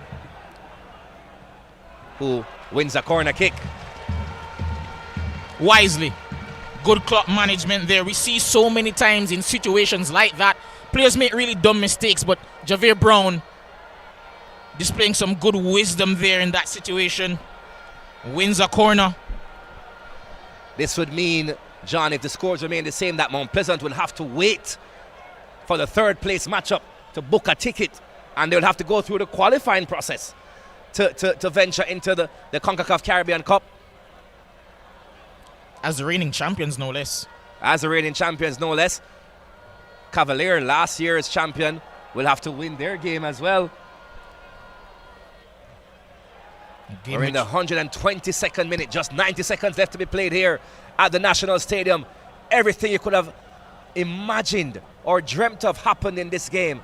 A red card to a coach, a penalty decision, a penalty, no call. 6 goals. And now a free kick. I have to say, given the circumstances, you can question just a bit the softness of that fall, but nevertheless, Mount Pleasant won't mind. They have perhaps what could be the final chance of an exciting game. But can they grab a late equalizer here to send it into the dreaded penalty shootout? Everyone from Mount Pleasant has ventured up to the 18-yard area of Portmore United. Krista J. Daly has this one to put into the mixer. Devontae Campbell is the only other Mount Pleasant player out of the area. Tafari Chambers is at the far post. Here is Krista J. Daly. Swung up towards the box. The heads go up. Finds Campbell. He brings it down. Devontae Campbell. A swing and a miss by him. That should be all she wrote here at the National Stadium. The Portmore United substitutes and players on the bench, they're calling for it. They're celebrating already. They have 1 foot into the final. It'd be their first in 7 years. There is the final whistle from the referee, and Portmore has silenced the roar of the Lions from St. Anne. A 4-2 win here at the National Stadium, going through 4-3 on aggregate. My word, Rudolph Austin has somewhat created a magical performance here, coming from behind to carry the Sunshine Cities team, Portmore United, to the 2026 final of the Red Devil Premier League. John, your thoughts on what we witnessed here today? They've done it at the under-18 level, now they've done it at the professional level. And some of the common themes here that we can see from Portmore United going into this final, it's been the camaraderie, the togetherness, the compactness at the back, of course, except for some spurts in this game where they were cut open by Mount Pleasant. But largely for the playoffs and throughout the regular season, they've been so solid. And when it has mattered most, in front of goal, decisive, deserved winners on the day.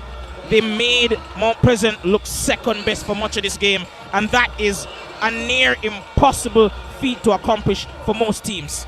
Well, they're not from the Gaza for no reason. They came to war today, and my word, they've sent back Mount Pleasant back into their den in St. Anne.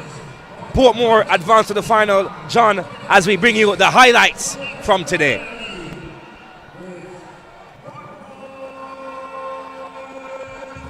As you can see, they're just taking you back to the first half of this game.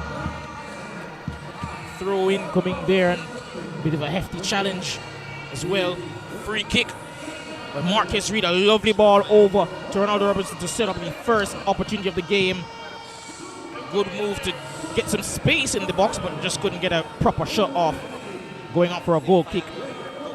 Then you can see there Alex Marshall displaying some fancy footwork to eventually get past McGregor and win a free kick here for Mount Pleasant. But there have a free kick for Portmore with Tyreek Ximines sending his free kick straight into the arms of Tafari Chambers, who came in for goalkeeper Shaquan Davis today, who didn't even make the matchday squad, fortunately for him. But now here's Peter McGregor winning the ball high at the pitch off of Fitzroy Cummins, unable to capitalize, however.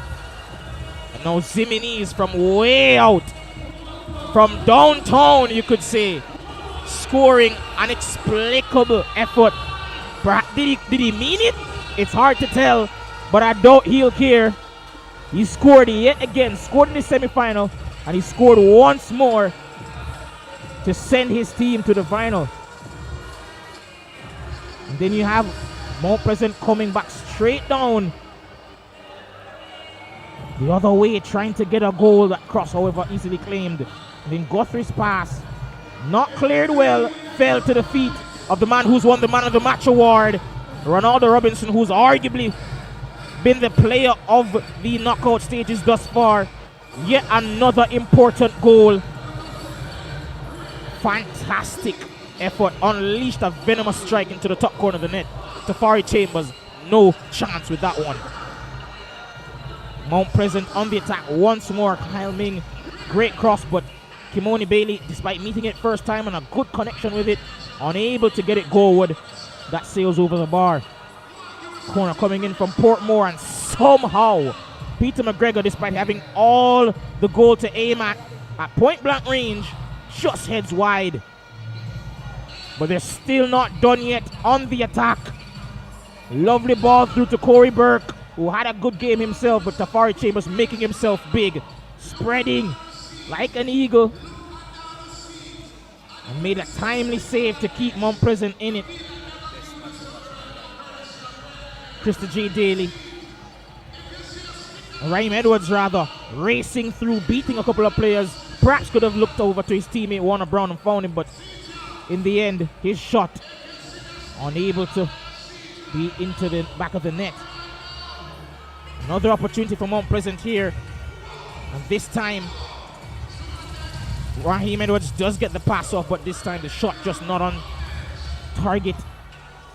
There's McGregor down that right hand side, gets the cross in, a lovely one, and the eventual goal scorer Javier Brown meeting it with his head, unable to get it goalward however, and a shot coming in from way out, unable however to have some similar results with Ximines on that time. Tried his luck however.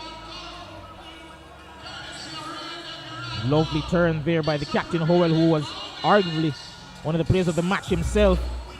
Good champagne football on display from Portmore for a lot of this game, and Edwards, a pass there into the path of his teammate, didn't quite come off, and he got it back and unleashed a thunderbolt into the far left hand corner, leaving Daniel Russell stranded. Had no chance with that.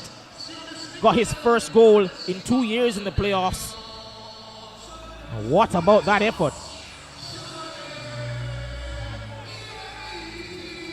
Throw-in coming in there for Mount Pleasant, and a shot by Edwards once more. This time could only find the side netting, and then Daniel Green racing through on goal. The shot came back from Russell into the path of Warner Brown, who failed to score in back-to-back games. And I did mention it during the broadcast that Warner Brown scored last year in the first leg of a semi-final and then lost the second leg.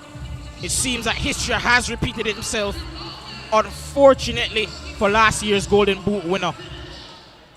Just a display there of just a snapshot of what Ramon Howell has displayed today. Composure, poise in that middle of the park to display that bit of skill. I know a cross coming in from Rashawn Small, just couldn't pick out Javier Brown. Ronaldo Robinson, however, taking on Devontae Campbell before unleashing, but just over the bar. Jaheen Rose here, winning a foul for Portmore United. Then we move into the first half of extra time. Ball fell once more to Warner Brown. Somehow couldn't get it to beat Daniel Russell. And once more Portmore United on the back foot. Good defensive work coming in from Rashawn Small. In the end, Mount Pleasant carving open that Portmore defense at times in that first leg of the extra time, but unable to put the finishing touch on what was a dazzling display in front of goal at times. And then that man, the schoolboy football star Dustin Cohen, all the way from Glenmuir, a bullet header that Tafari Chambers had no chance with. He didn't know too much about it. His head was turned the other way, but he will not mind. He scored arguably the biggest goal of his life. And then a decision that a lot were upset with, but on second glance, definitely the right one. Won them a penalty, Daniel Green.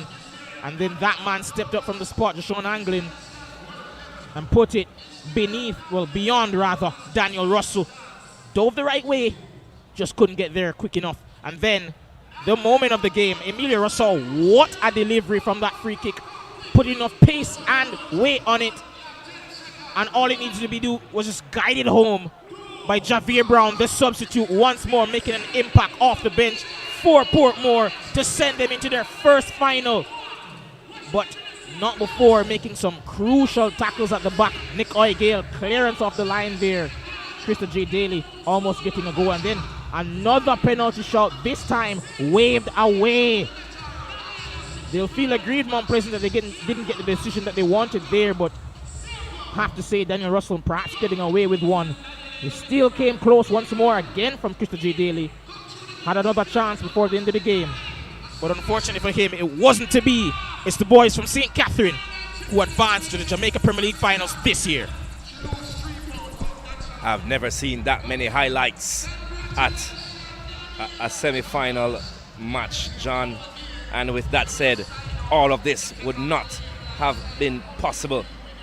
Tonight's Jamaica Premier League playoff presentation is proudly brought to you by our valued partners who continue to power the growth of this fantastic Jamaican football. Special thanks to Ray and Nephew, the official title partners of the Jamaica Premier League. Visit Jamaica, bringing the spirit of Jamaica to the world. We also want to acknowledge our league partners, CB Foods, Admiral Sports, Sports Development Foundation, the SDF. Club partners supporting our playoff teams include Chemtech, the proud partners of Portmore United, while the GIS Institute of Sport, the proud partner of Mount Pleasant Football Academy.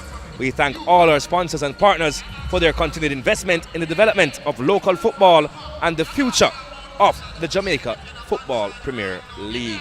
With that said, we leave you with this matchup. It's Portmore United on the way to the Royal Navy Premier League. They await the winner of the second matchup. Join the next stream for that one as Cavalier look to rebound against Mabay, who go into that one with a 1-0 lead. Until then, that match time is set for 9 p.m. We leave you again, Portmore United 4, Mount Pleasant Football Academy 2.